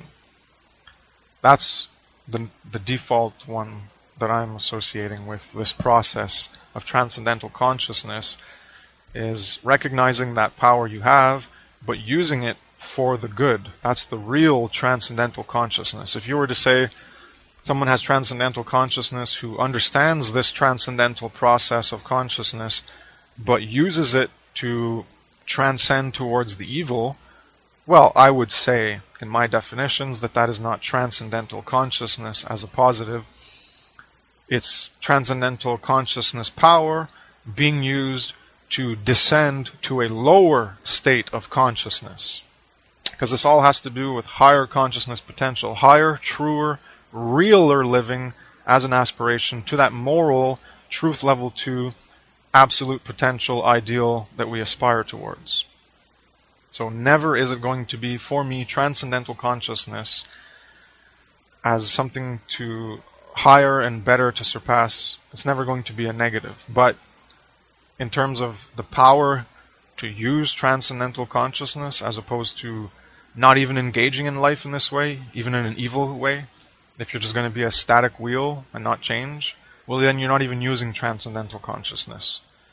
But if you're evil and you understand this, well then you're using transcendental consciousness, but not to become transcendental consciousness. So it might be confusing what I'm saying. I'm just trying to clarify terms and the dual applicability that this term has.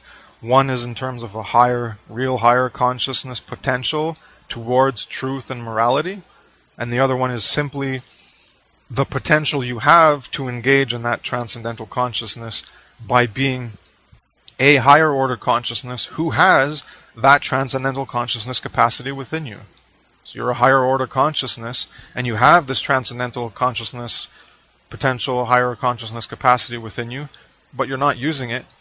So you still have that potential for transcendental consciousness, but you're not being a transcendental consciousness because you're not living this way. You're living as a higher consciousness, as a human versus an animal who's a lower consciousness. So you're in a higher consciousness as a human, but you're not in higher consciousness level 2, which is actually using your transcendental consciousness. And then you're not even in higher consciousness level 3, which is to become transcendental consciousness in the positive way that it's supposed to be. Not simply to recognize this power we have and use it for negatives, but to recognize this power and use it for its intended purpose of positive, to create good and make life better for everyone. Infographic 11, just some text, so I probably should have put this in the next presentation, but since I just talked about transcendental consciousness, I put it in just to give some clarity, since it might cause some confusion. You might be saying, oh, that's not transcendental consciousness. Transcendental consciousness is God and blah, blah, blah, blah, blah. Well, no, understand. Go back to my previous presentation. I've defined the terms of consciousness. I've defined many things. Transcendental consciousness is our capacity to transcend. So I don't know if I had an infographic in the previous presentation or if that's in the next one that's coming. Anyways, please be patient. You can correspond the different information I give about transcendental consciousness into that last one. As I said, this was originally one big presentation that I dissected, but I talk about parts that relate to other parts in different presentations, so I had to try to separate things, even though it technically belongs in two presentations. It's hard to dissect things when you're talking about related concepts that correspond very well. Being is a journey with meaning and purpose. Becoming is what always is happening, while being is specific space-time snapshots. There is no becoming a potential without first being the actual. So you can't have becoming without first being. You can't have a potential without first the actual. There is no consciousness potential without first existence actual. We live in the present and past, the R is that is stationary, and we're living for the future. The going, what will be, mobility. We're going towards something. So when we talk about transcend, above and beyond what? So above a current state of being. Quote, transcendence isn't going to some other dimensional reality, 5D or whatever. It's to transcend a self state using reflection of higher transcendental consciousness. So as I said, transcendental consciousness, before, I think it was in this presentation, I'm forgetting.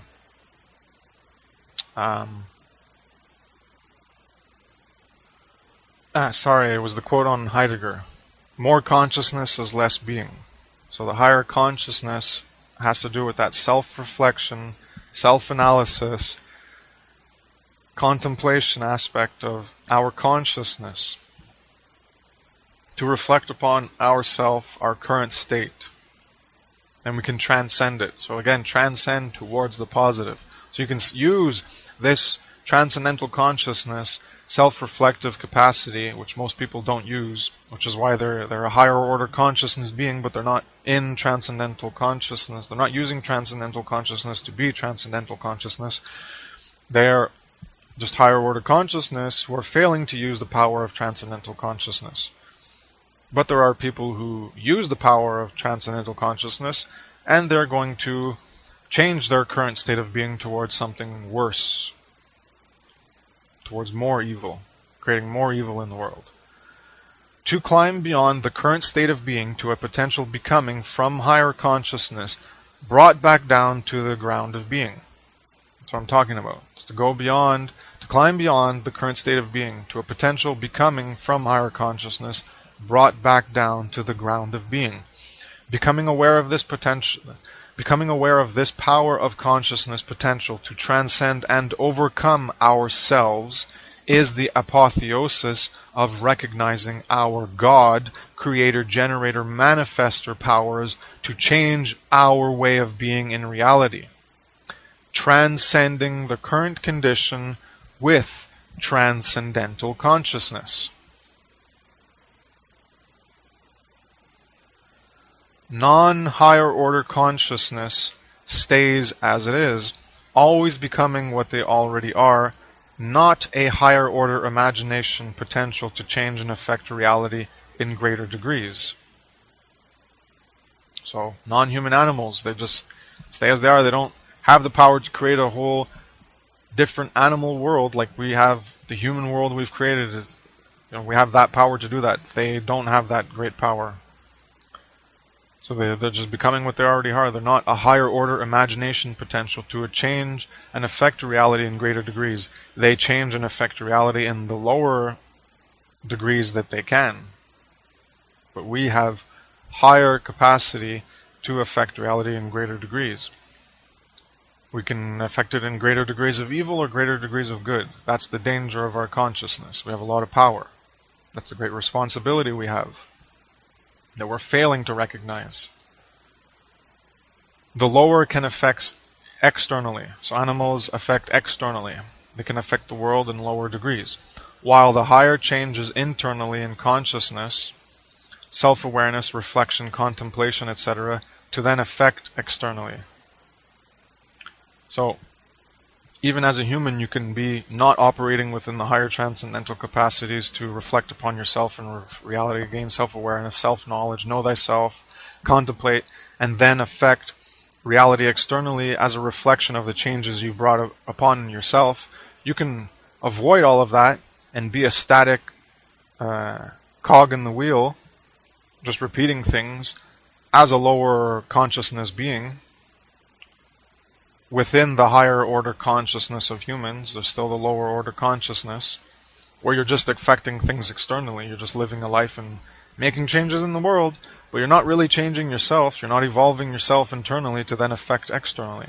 I'm just making a differentiation here between living and how it relates to the future and becoming, and transcendental consciousness, which is about reflecting upon ourselves in order to improve ourselves in the future, and how lower and higher order consciousnesses differ in how they can affect reality, and even ourselves as lower and higher order consciousness capacities. We can change ourselves internally, or we can just essentially act like smarter animals than other non-human animals and do things in the human world to produce products and act as universal constructors for the system, just so we can live in economic survivability to perpetuate our existence. You can do that, but that's not really higher living. You're just going through the motions of life. Live, survive, procreate, enjoy life, and die. And then rinse, wash, repeat. That's what everyone does. People aren't focused on truth and morality to improve their lives. They seem to think it's a given that no matter what current condition they're living in, that it's the perfect condition of truth and morality. And they're just content with it. Oh, that's the way things are. They're good this way. Why are they good this way? Because they're this way. And if they weren't this way, then it'd be different. If things weren't good this way, then they'd be the good way, which would be different than this way, and then that way would be the way that it is because it would be good. So because we have what is now, then it's automatically good because that's what we have. Anyways, there's so many rationalizations that people engage in at a subconscious level without even thinking about it in order to be content and just live the way they're already living without any improvement, reflection, self-awareness, contemplation towards a higher ideal, truth, morality, and then live that way. It's just not happening. People need to think more and care more about truth and morality. That's the big thing.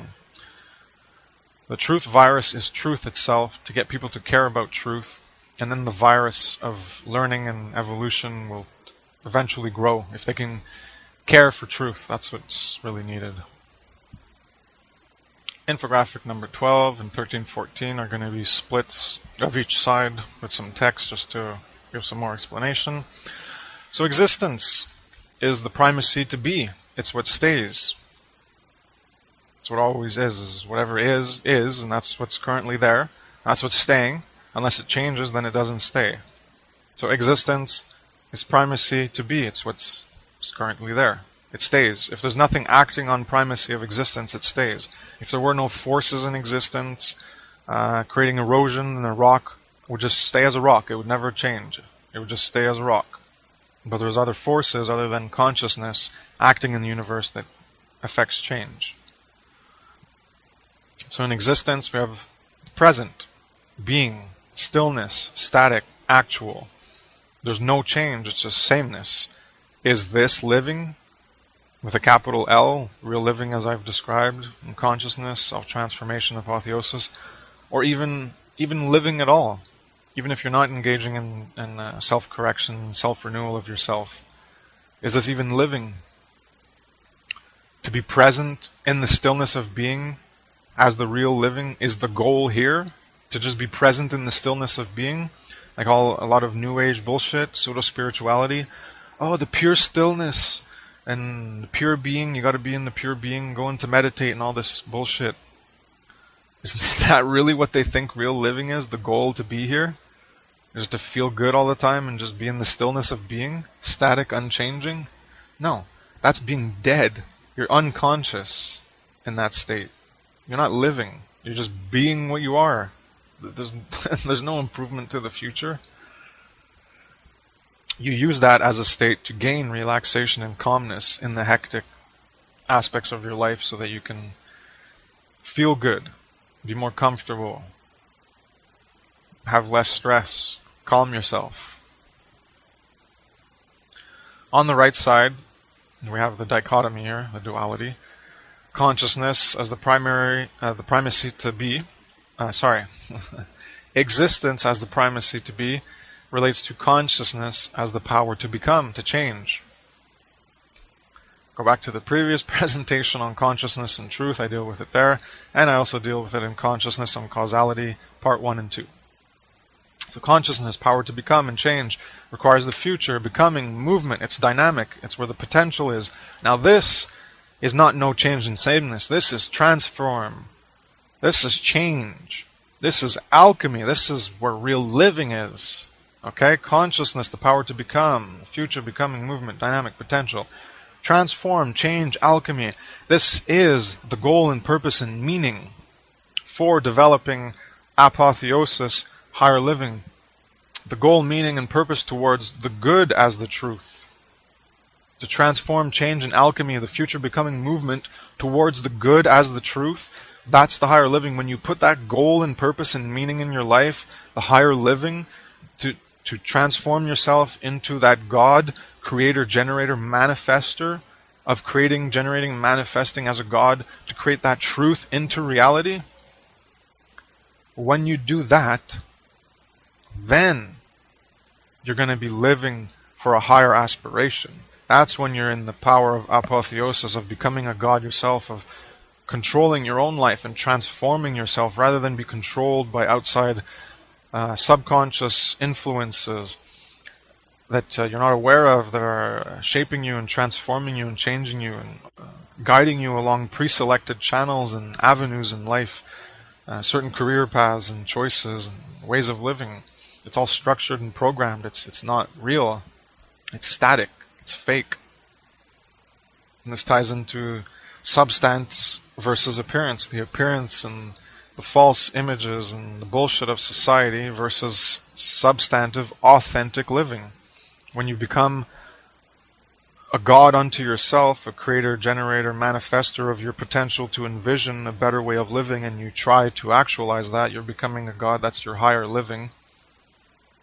This is when you're more authentic and more substantive because you care more about the authenticity of creating a real, true, right life, a life according to Ma'a, that's true and real, because you're living according to the aspirations of Ma'at, which is the concepts of rightness and goodness and truthfulness and morality, reciprocity and balance, and setting things right, not letting wrong perpetuate. This is when you're in higher living, you're creating as the God. God is good, right? You're creating your God, creator, generator, manifester, creating the good into reality because truth, love, good, right, morality is expressed through you. It comes through you. You are the source of these things.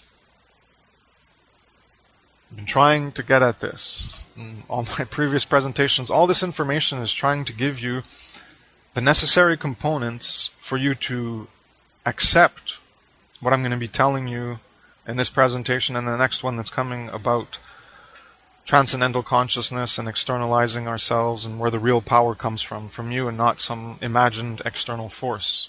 It comes from you. All this information, the stuff on Egypt and on karma and the wheel of life, all that was to explain to you the symbols and the power of symbols and the concepts and how they've been derived in actual ways that reflect reality, that we can see in reality, and then how they've been perverted through imagination and through reification, objectification, anthropomorphizing, personification, and projection of aspects of ourselves or of reality that we attempt to understand, and we create an imagined being and attribute characteristics and properties to it. But it's all our imagination doing it. It's not something that's actually demonstrable in reality for us to verify and see and understand. It's a conceptual understanding. It's pretty much purely fantasy.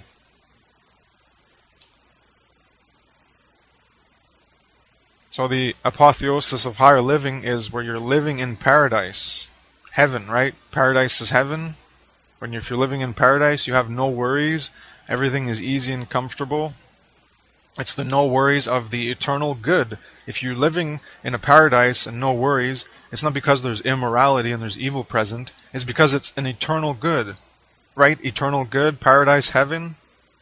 Well, now you understand where eternity, eternal life and immortalized living has to do with this living in paradise, this living in heaven, this living in no worries, of no evil, living where there's eternal good. That's the paradise, the heaven, the eternal life, the immortal life that we can create in this reality where that eternal state of good will be immortal. And it's not literal immortality. I've talked about this in previous presentations related to the Egyptian symbolism. It's just, it's a bit back in time for my memory recall, but it's all symbolism for how to live and reach the paradise, reach the land of the reeds in the west, or was it the east? You have to die in the west to reach the land of the reeds, which was in the east where the sun rose. So it's all sun symbolism, nature symbolism, as it reflects to attempts to understand ourselves in reality. We create symbols and narratives and metaphors in order to describe aspects that we're trying to understand, and then later people take this and pervert it because they think it's literal, and then it's literal immortal living and literal eternal life and a literal paradise and heaven somewhere else. No, it's about creating this in our lives through the concepts of right, good, and true, and living these things in our lives, and then we can create the paradise and the heaven as realities. And each time someone is born, that's a reincarnation of a consciousness, not God's source consciousness. It's just a new consciousness. Well, here's, quote, reincarnation. Here's a new cycle. And from the karma of the past, whoever's helped to create this future, well, whoever's born into the future will be paying the karmic debt of those in the past who've created this future, good or bad. So if they create a good future where you create an eternal good paradise in heaven, whoever's born into that future will be born into that heaven, born into that paradise. They're going to live that way. And that's the karma they're going to live. They're going to be paying the karma. So there's eternity going on. The eternal karmic debt and repayment and reciprocity has to do with the actions done in reality that persist. It's not through some imagined lifetime persistence or reincarnation. Anyways, I've talked about this before. I could probably tangent for a long time. Next presentation. Next infographic. Just an explanation on the left side of existence. This ties in with the end of history euphemism for total control over all of humanity, which I briefly talked about in previous infographic recently, which would prevent authentic novelty from developing as new history, as everything would be directed and controlled, and the same history would repeat over and over, essentially. Hence, fixed, static, constant, present, now, that doesn't really change. Only false motions of change, repeating cycles of the past. So do you understand what I was talking about? And people living in the hamster wheel. You're born, you survive, you procreate, you enjoy life, and then you die. It's the same thing happening. We're living in the end of history. Whoever lives this way is dead. You're not living. You're just repeating the same things, repeating cycles of comfort, perpetuating existence for no reason than to exist. It's circular. I exist to exist. Well, what's the point of that existence? There is no purpose or meaning. It's just existing to exist. Well, for most people, they do have a purpose. Pursuit of happiness, pleasure, family, friends, being liked, feel good. You know, there's so many things that relate selfishly to yourself. Where's truth and morality in the things that are important in your life? So keep repeating cycles of the past because you're completely focused on yourself. My truth, my survival, my freedom, and, well, everyone together, who cares about that? As long as I'm getting mine, I'm happy. So there you go. As long as you're in that fourth phase of you're born, you survive, you procreate, and then you get to that fourth phase where you just enjoy life. Well, most people are at that cyclical, repetitive, unthinking, just enjoyment of comfort, and it just keeps perpetuating that current existence into the future because they're not reflecting upon themselves, seeing what their current condition really is objectively in terms of positive evolution and transcendental consciousness and higher consciousness living. All these concepts are missing from their lives, so they don't even have an idea that they need to move. So they're just staying fixed and static and repeating the cycles. That's the way our world is currently running. It's very sad. Being is represented by present, now. Observations and measurements are done at specific space-time references in the now. We live and exist in the present, which becomes the past, but we live for the future. We live for potential future change, not for stagnant, persistent perpetuation of the present current condition. So just to be clear, end of history is a euphemism, a concept. I don't like the words because it's end of history. So that would mean like nothing new is happening. It's just frozen in time. So it's not literally what it means. It means end of history in terms of human history, in terms of human novelty from new things, especially authentic novelty and new things like new actualization of greater truths which aren't currently present. That greater truth isn't actualized in reality. So if you're bringing a better, greater truth into reality, well, that's a new thing, a novel thing that you're bringing into as a new history. So that won't be happening. That new history of bringing greater good, greater aspects of realer living and evolution, less materialistic focus on things, less egocentric focus, well, that won't be happening. You're going to be stuck in what you already are, and you're just going to perpetuate that into the future. It's an important concept to understand about how they're killing the human potential. They're ending our history by making us universal constructors which only perpetuate the current condition, because we're not thinking about our future potentials related or relative to our current existence as it exists in negative and evil and corruption. Because we're not looking at existence honestly, and we're not envisioning better ways, so we're not able to see things properly.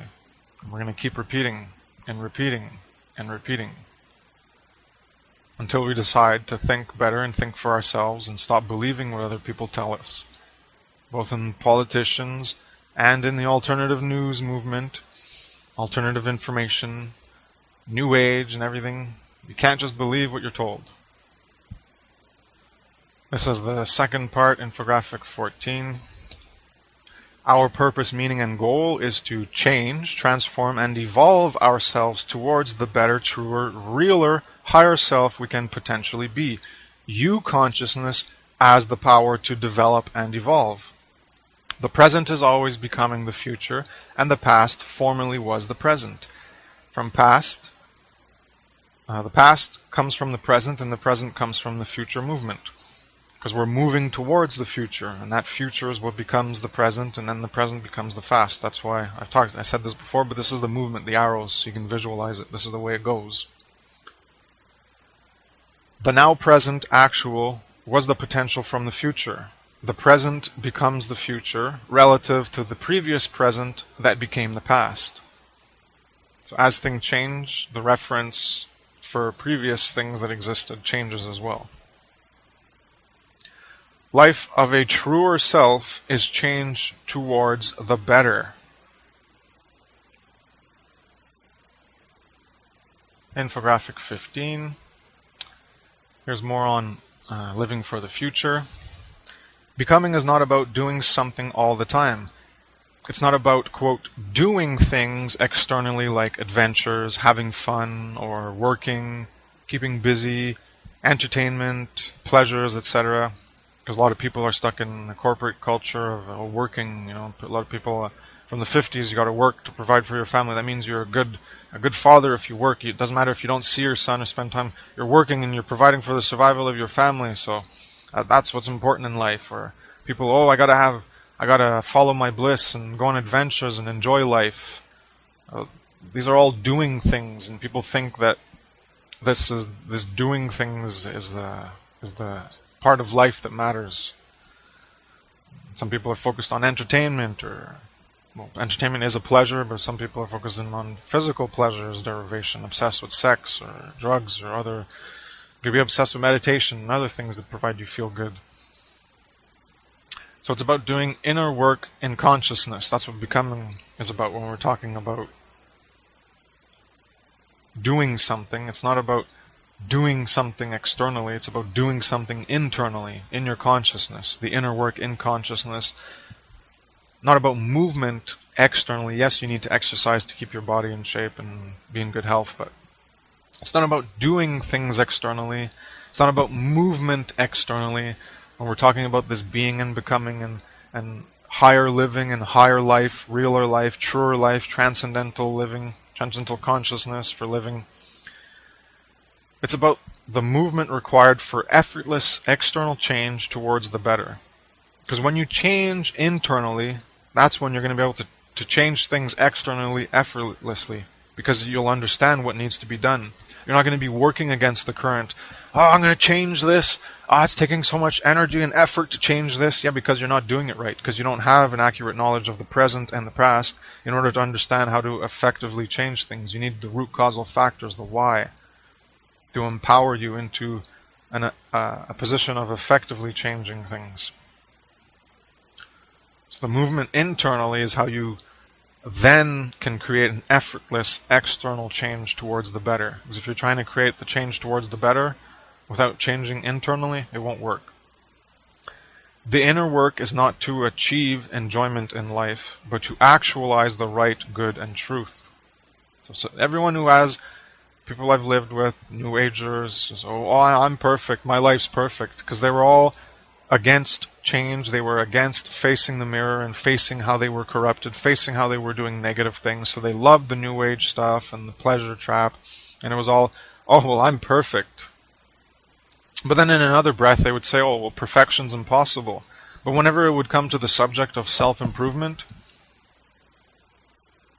we say, oh, well, I don't have to strive towards perfection because I'm already perfect. There's so many contradictory thoughts in order for you to believe whatever you want to believe in because it makes you feel good. Living with New Agers, I learned so much about the bullshit that I was getting into and mind-fucking myself into by looking at the behavior of other idiots who don't know how to think and believe whatever they want to believe and are full of contradictions, have an animosity towards thought and logic, yet think that they understand how to think properly and how to use logic properly. Yet they are against logic. Whenever I would use logic, they would say, oh, well, that's logic and logic is flawed. It's like I'm showing you your contradiction and you want to deny that you're in contradiction by, oh man, I've tried this so many times, and at a certain point I just realized all my efforts to try to get this person to care for truth were going nowhere, to get them to think more, to get them to learn and read. They just didn't care. So I abandoned my permaculture project and abandoned everything. All the money I invested, I said, screw this. I'm out of here, moved out, gone, out of my life, that chapter. You learn from your mistakes. That's why you need unity on people who are at a similar level as you. You can't unite with someone and try to build a future when they don't even understand what you're trying to do. They're not at the same level of moral alignment. And they just can't go forward. And for you to get them to your page would take years. It would take hours, hundreds of hours of getting them to learn what you've learned that they don't want to learn on their own. So what, you're gonna become a spoon feeder for someone that doesn't even want to feed themselves? It's just ridiculous. Anyways, cut the cord, cut people out of your life that are completely useless and don't serve your evolution towards the better, because all they're doing is holding you down from your ability to progress. Because while you're with them and you're spending time with them and you're attached to them, you're not doing things to improve yourself. You're spending all this time in trying to change them when they don't want to change, trying to get them to learn things when they don't want to learn. So what are you going to do? Wait 20 years and hope that they eventually change and get to the same page as you? No. Get over your attachment to relationships and friendships and walk away. Make new friends with people who actually care for truth and morality and are willing to work towards that aspiration, versus remain attached to people who don't care.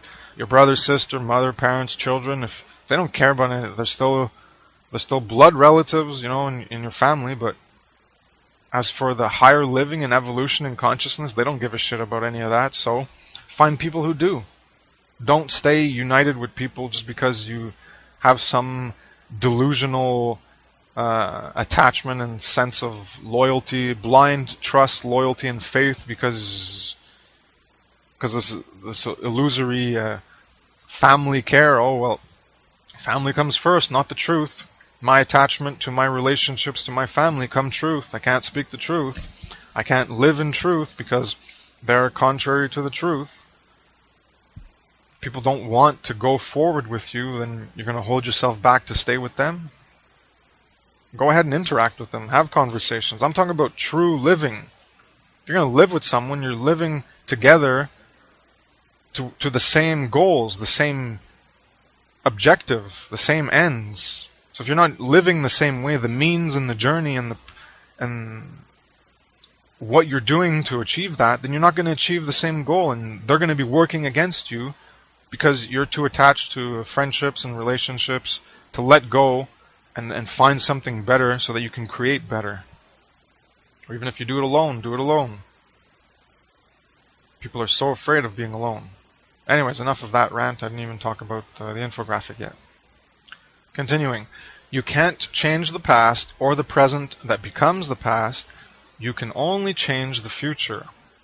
So do you understand where the power is? It's in the future. You need knowledge of the past and the present in order to live and create and work towards the future. Because that's the only thing you can change. The past or present, it's already become. It's what's existed. Truth level 1, it exists. How are you going to change things? How are you going to make things different than what they exist? Well, you need consciousness, the power to envision into the future, the eye of providence to see, have the foresight to guide you into the future to the synderesis, using synteresis, and then create that way. Because you can change the future. But you got to have consciousness to be able to do it in greater capacities and greater embodiments of actualizing good and betterment and improvement. Living, becoming, future is where we focus on to create and change. If we did not have that focus and focused on the now, on being, no change, then we would have no change. Because if you focus on now, all there is now. All it is now is now. Now isn't what will be. What will be is where we need to look at. Because that's where we're going. That's where we're walking. We're not walking on a road looking at our feet. We walk on a road looking at the curves ahead and seeing what we have to do, the changes we have to do in movement in order to achieve, not going off-road and staying on track and reaching that goal we want. So not simply being in the moment, experiencing the quote now, etc. You look at the present now, be here now, not ignoring present current conditions, not ignoring the present current condition, but see it for what it is, both good and evil, the truth level 1. Not focus on future or past while ignoring the now that currently is. Only when the current condition is honestly faced can we recognize where we need to go, where our goal is, and the future potential that can be. We are living for the future. Infographic number 16, Future Living Part 2. The change of becoming in reality is the potential from consciousness to change being from static to something else. You, consciousness, quote, God, creator, generator, imagination, is where the potential is to create, manifest, and generate into the actual of existence.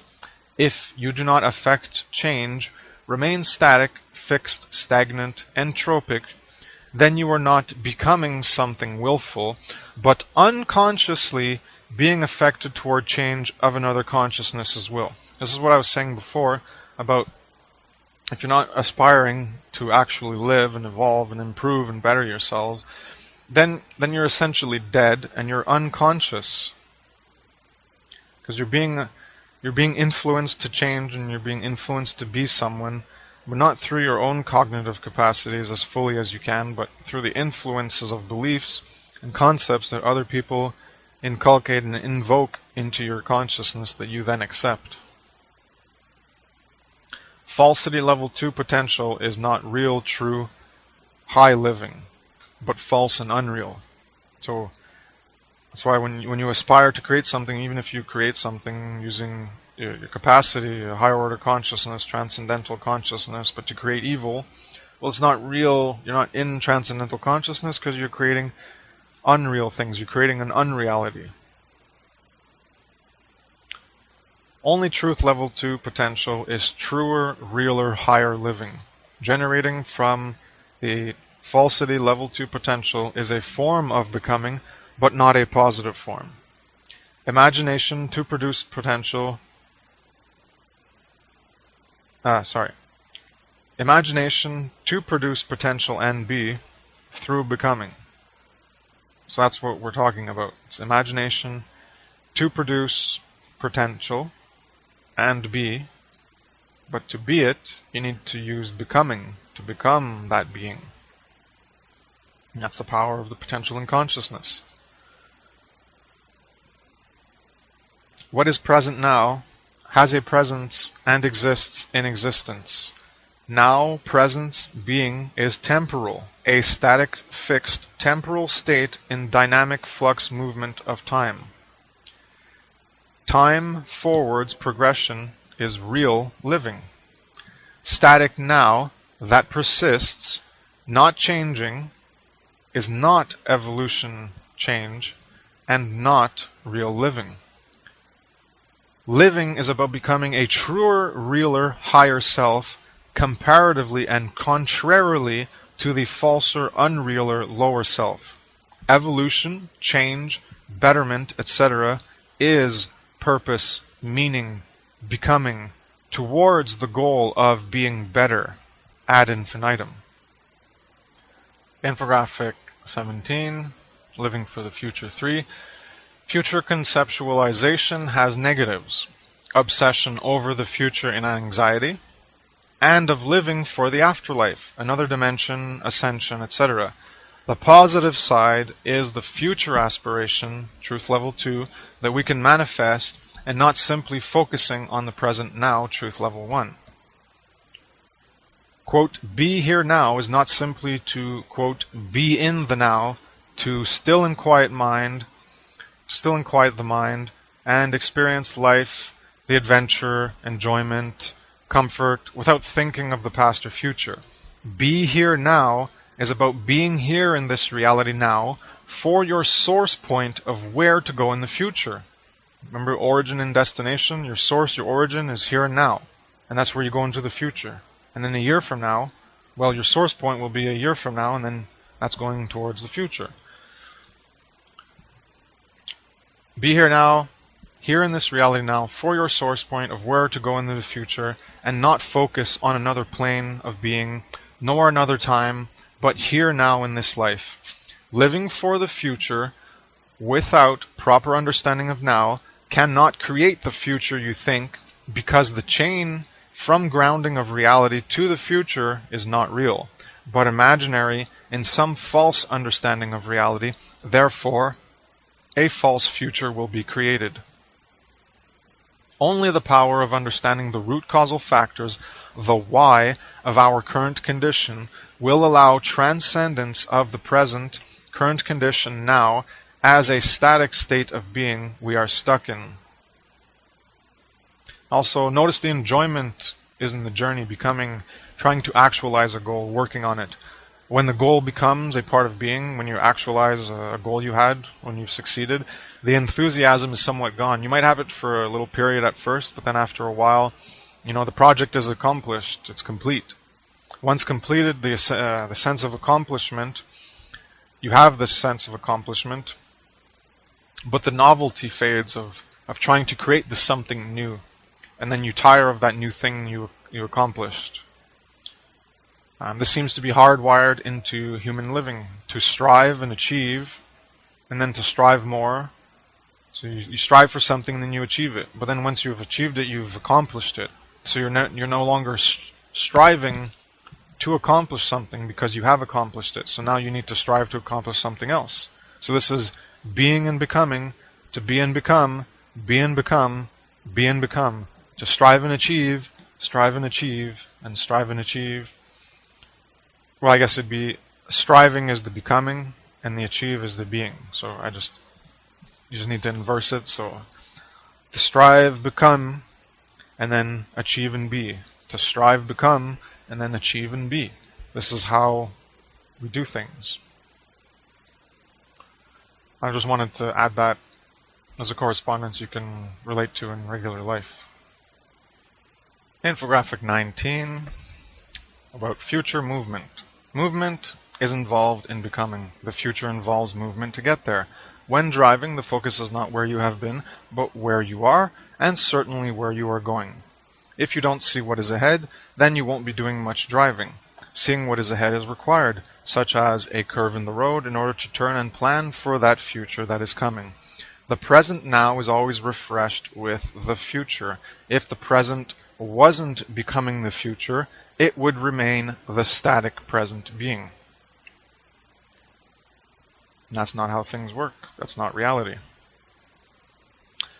Becoming of consciousness can alter the normal being of existence. Trees, water, elements are all being what they are in the primacy of existence, but the power of consciousness can transform those existent beings in reality into becoming something else. That is the power we have. Infographic number 19. So I'm going to go more into being and becoming and how the progression and regression cycles work. So being as an actual origin point, you can progress and regress. You can becoming more of something or become less of something. So a progression is more of something and a regression is less of something. I'm not talking about regression as in towards evil. That's another form of regression. So you could apply multiple layers of progression and regression, which is why I have here becoming more of something, so a positive or a minus, anything. So becoming more of good or less of good.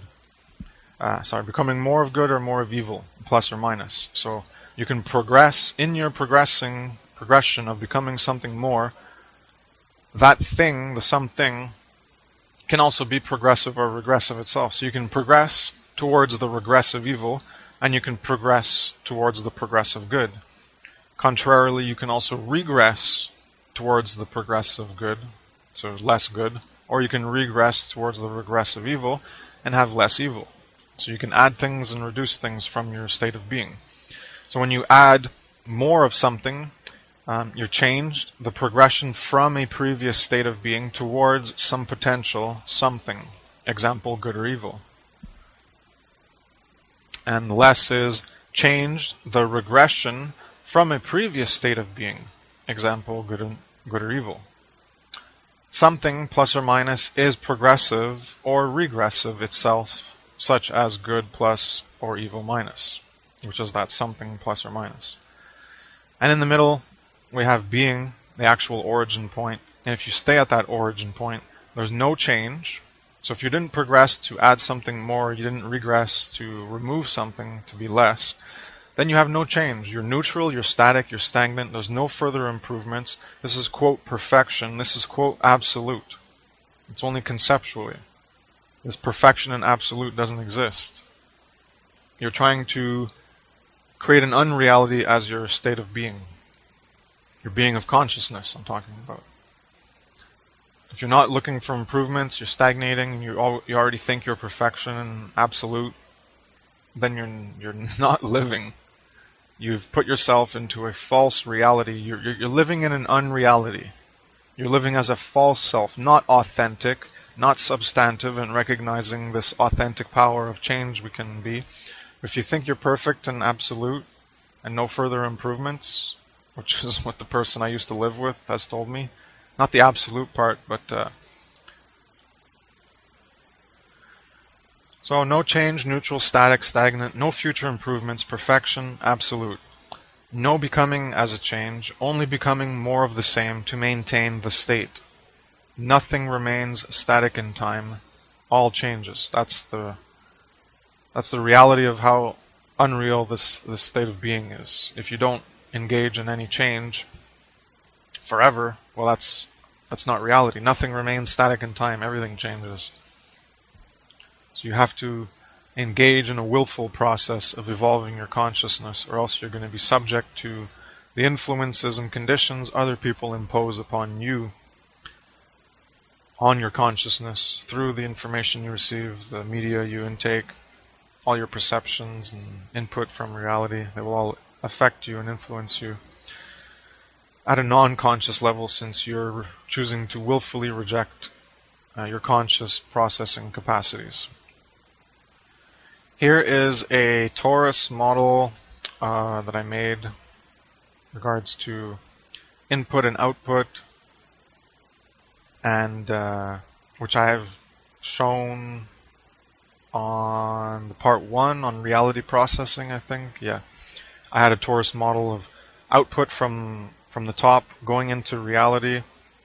So you can see how we output our consciousness, outputs onto the line. You can look at the line as the imaginary barrier between consciousness and existence. So from consciousness we output into existence, into the being of existence, and then the being of ourselves, who we are, as opposed to the being of just existence and not us. And then it comes back into us to influence us. So if you're familiar with my work on the trivium and reality processing, this should be understandable as an input and output and processing phase. The middle part's the processing, the top part is the output, and the bottom part is the input. Well, the top part is where you're generating the output and you're outputting into the bottom part, and then the bottom part is what's affected and then further coming back to influence the top part. So in my other work I've had it reversed. Existence was on the top and consciousness on the bottom, where existence would affect and influence consciousness, and then consciousness would in turn process whatever was in existence to then generate actions in reality, and that would affect and influence reality, and it's a reciprocal. We consume reality, reality consumes us, and it goes round and round. So this is the overall infographic. So we're going to go to the next ones, which do it in parts. So infographic 21, we have, if you're going, oh yeah, I also had the directions, 2 directions. One going upwards is the flow I was describing, and one is a false direction where you're going from being to being. So what I'm trying to describe is how we need to go from being to becoming to back down to being again. From the ground to the goal to the ground again. In terms of real positive transcendental consciousness aspirations of the potential morality and truth level 2, etc. So in infographic 21, this is the false way where you're going from being to being without becoming anything new, where you're just persisting your state of being. So the flow is the way the torus goes. You can see the arrows, it flows like a torus, from out to in, out to in, out from the top and in through the bottom, out from the top, in through the bottom. Now when you're engaging in the false creation, the stagnant, circular, end of history, no more history type of living, this is where you're generating from being the actual, the origin point, your, quote, 0 point of you in consciousness. And you're going to generate more being, but with no change, the same actual, neutral, static, stagnant, no further improvements, quote perfection, quote absolute, no becoming as a change, only becoming more of the same to maintain the state. So things just stay the same, they don't change, you just keep perpetuating them, because you didn't go through the actual process in consciousness. You didn't use yourself, you just perpetuated yourself. Using yourself is using your abilities of consciousness. Use your powers of consciousness. If you don't, then you're just perpetuating what you already are. So that's fine if you're already perpetuating a good aspect, but get real. There's so much corrupt in the world that none of us have everything perfect. We're always working on stuff, trying to figure out what ways that we're contributing to our own downfall and the downfall of everybody. And consciousness is that source. That's the problem, is consciousness. People need to work on that. Until people do, nothing's going to change, really. You'll have the appearance of changes and superfluous changes, but you won't have any substantive moral change until people actually develop the responsibility to care about learning themselves and govern themselves, transform themselves, heal themselves and better themselves, improve themselves. So this is going against the flow of using higher order consciousness to understand more, to change ourselves in reality.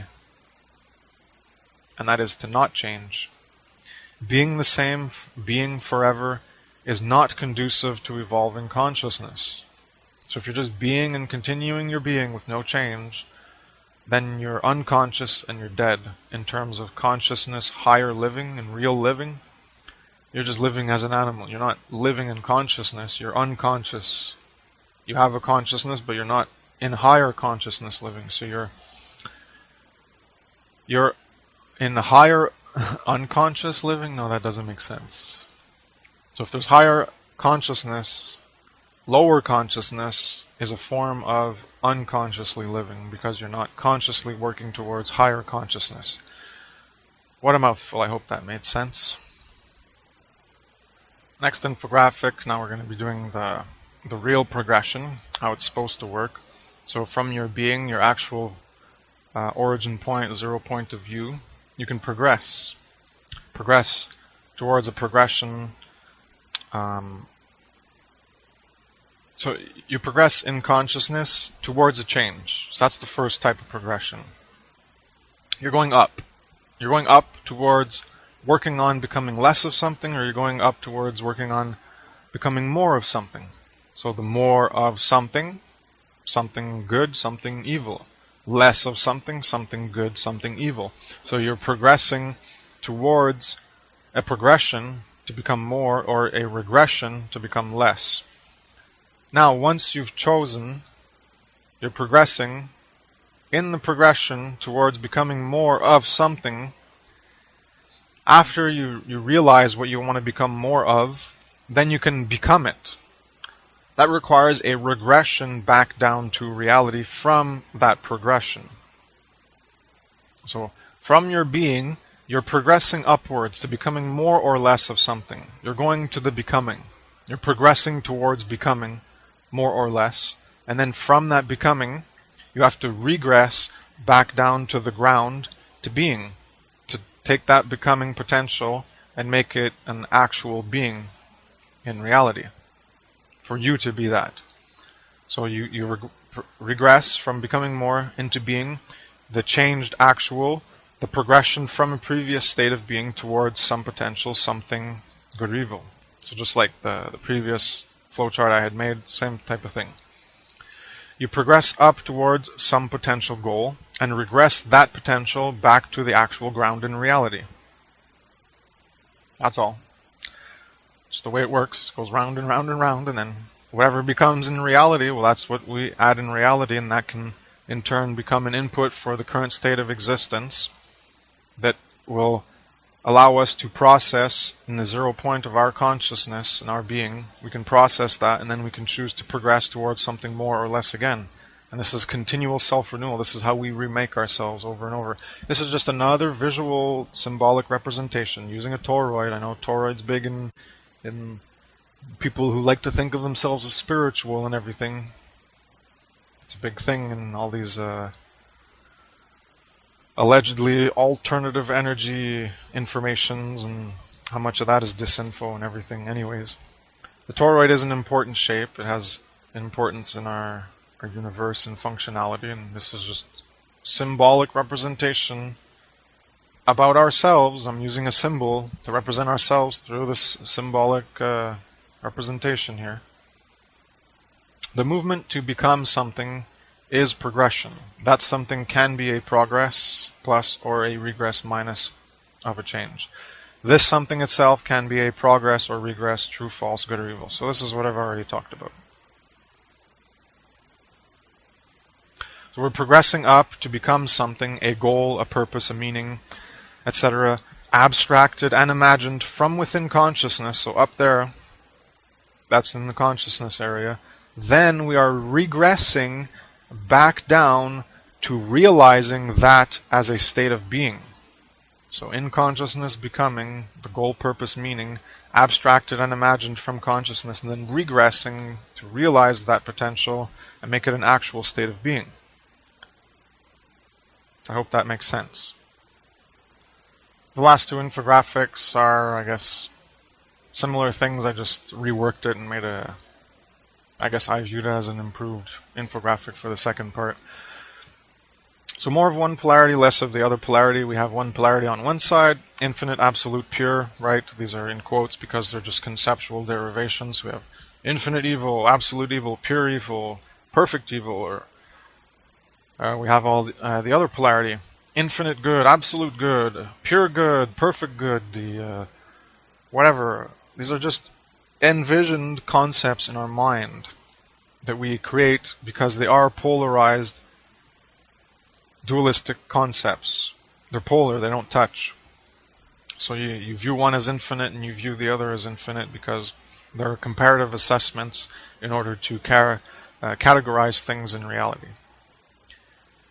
So us, the being, our being can expand towards one polarity or to the other, become more of one polarity or less of the other. So you consciousness, becoming potential, the imagination, the multiverse, and the unreality, inside, you envision the potential from your imagination and the multiverse inside this, all these aspects of good and evil, truth and false, moral, immoral, no harm and harm. It's a dual framework, polar opposites. They're separate and they don't touch. That's why they're poles. And they're opposite in concepts, opposite to each other. You, consciousness, are the one to envision an absolute and create relative degrees of, from the power of consciousness becoming potential. So to create evil, falsity, immorality, and harm into existence, or to create good, truth, morality, and no harm into existence. The absolute idea comes from you as a potential to actualize. It didn't come from God. It didn't come from Pluto. It didn't come from anywhere else. It came from your consciousness. Either you were inculcated with this belief and it later arose, or you were inculcated with certain misinformation that you then connected and corresponded to create a universal falsity that you believe in. And then you create it into existence. But these absolute ideas of what's better, or even if you think something is better but it's actually false, it's still an absolute false way to live, and another one is an absolute better way to live. So they're absolutes. These absolutes come from your consciousness. You are the source of good, truth, immoral, and harmful ways of living. You create them, or you don't create them.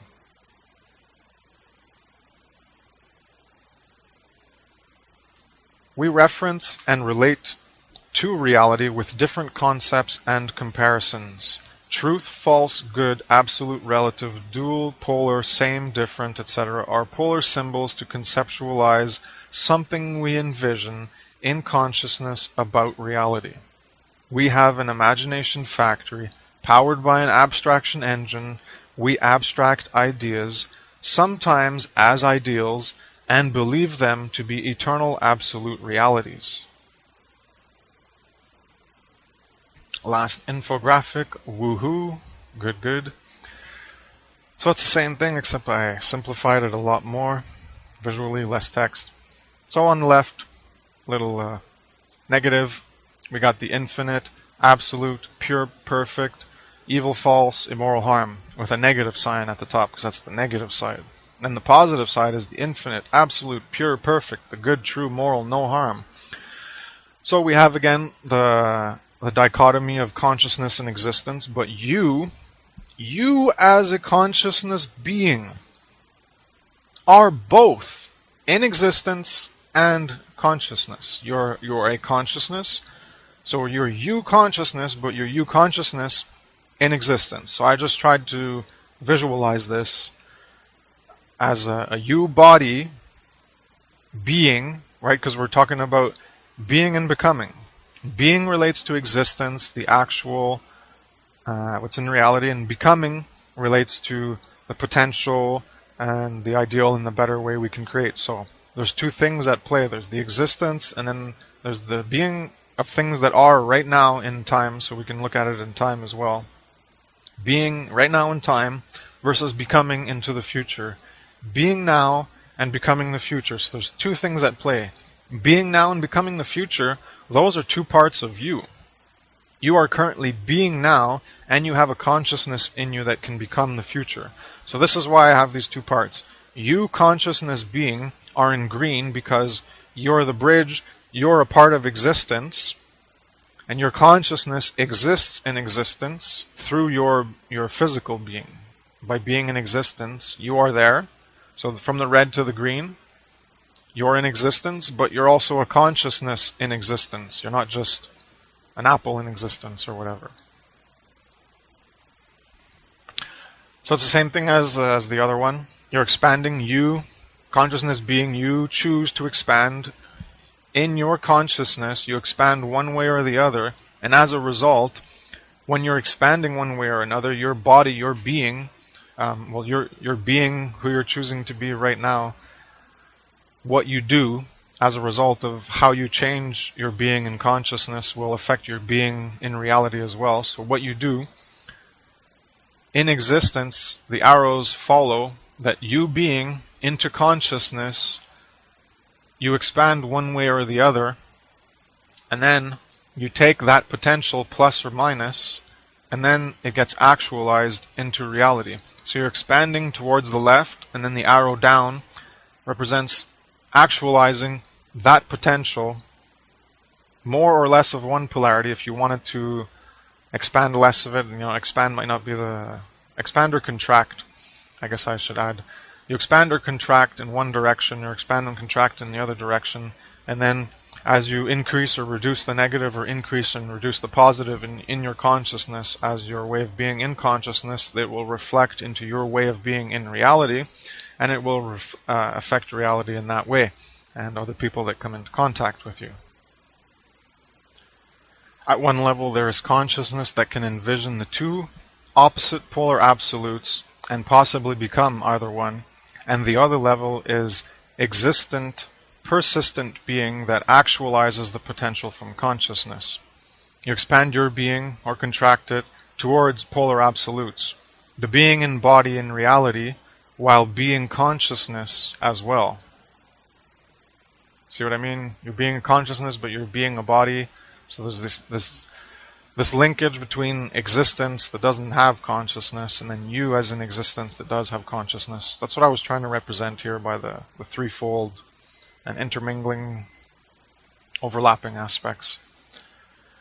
Also, there's 3 levels. I'm just reading some notes at the bottom of the infographic in Illustrator. The world is external, and then you have the self-external, and then you have the self-internal. So it's a triple framework. Within a section is a dualistic conceptual framework. So you have a world external, then you have self-external, the you and being, and the self-internal, the you consciousness. So there's a triple framework, and then within the triple framework, you go into the dual framework of body consciousness, and then within that is a dual framework of absolutes and polarities of the good and evil, of positive and negative. Being is in consciousness and in existence as well. It's a dual. Within consciousness as being, there is consciousness as becoming as well. The reality just is. It doesn't have polar absolutes. Well, you might have hot and cold, but it doesn't have the polar absolutes as aspirations in the mind in terms of good, true, moral, love. Those things don't exist in polar absolutes. We give these attributions in reality. So reality just is. Whatever we manifest from our polarities in consciousness becomes the singular universe. So we have these two aspects of consciousness, God and devil, or good and evil. And whatever we choose to manifest from these two polarities that we envision in consciousness is what becomes part of existence. So if there's evil in existence, if there's immorality, if there's falsity, and if there's harm in existence, it's because we have created it. And contrarily, if there's good, true, moral, and no harm in existence, that's because we have created that circumstance. Not everywhere in existence. I'm talking about a comparative analysis. If you had harm, and then you create a world where there's no harm, well, you made that happen. And if there's no harm and you create harm, well, you made that happen. This is the power you have. Use the power of consciousness to be a, quote, God, generator, creator, manifester, becomer. Created is being. Created in the past is being. Creating Creating is becoming. Are you created or are you creating? Where are you standing right now? Are you in the position in consciousness? Are you just, I'm just created and I'm just going with what's created? There you go. Or are you creating? Are you becoming something? Are you creating? Are you being a creator that is creating? Becoming, generating, manifesting, changing, evolving? That's what a creator is. Being a creator is creating, becoming, generating, manifesting, changing, evolving. Continual self-renewal, self-transformation, apotheosis, becoming or being a God. Quote, God, in terms of this generator, creator, manifester in our consciousness that we can then alter and affect in reality. So this is what a creator is, right? And if you look at the concept of pure absolute being and how that's associated with this concept of, quote, God, well, how can pure absolute being, which has no change, no evolution, it's already everything, there's nothing changing, but you're going to imagine this thing that's pure absolute and that has all knowledge is still going to become and generate and manifest, even though it's a pure static being. It's pure absolute being, means it's static, it doesn't change, but you're going to believe it changes and it becomes. No, this is, again, see the difference between how the concept doesn't have any applicability to reality. You're completely projecting aspects of how it's a creator and all these things. Well, how can it be a creator if it's a pure absolute being that doesn't change and has all knowledge of everything that was, will, or ever will be?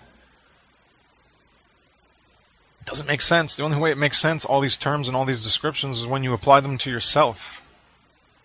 Then you can be a generator, manifestor, changer that envisions absolutes in your consciousness to change them and apply them in the relative temporal reality that is also an absolute at a specific snapshot in time.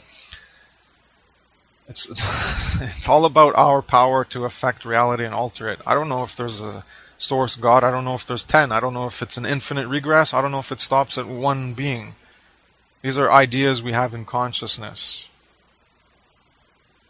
If you don't use your consciousness to better yourself, then you are stuck in static being, not using consciousness power, but passively being conscious, not becoming being higher consciousness, transcendental consciousness.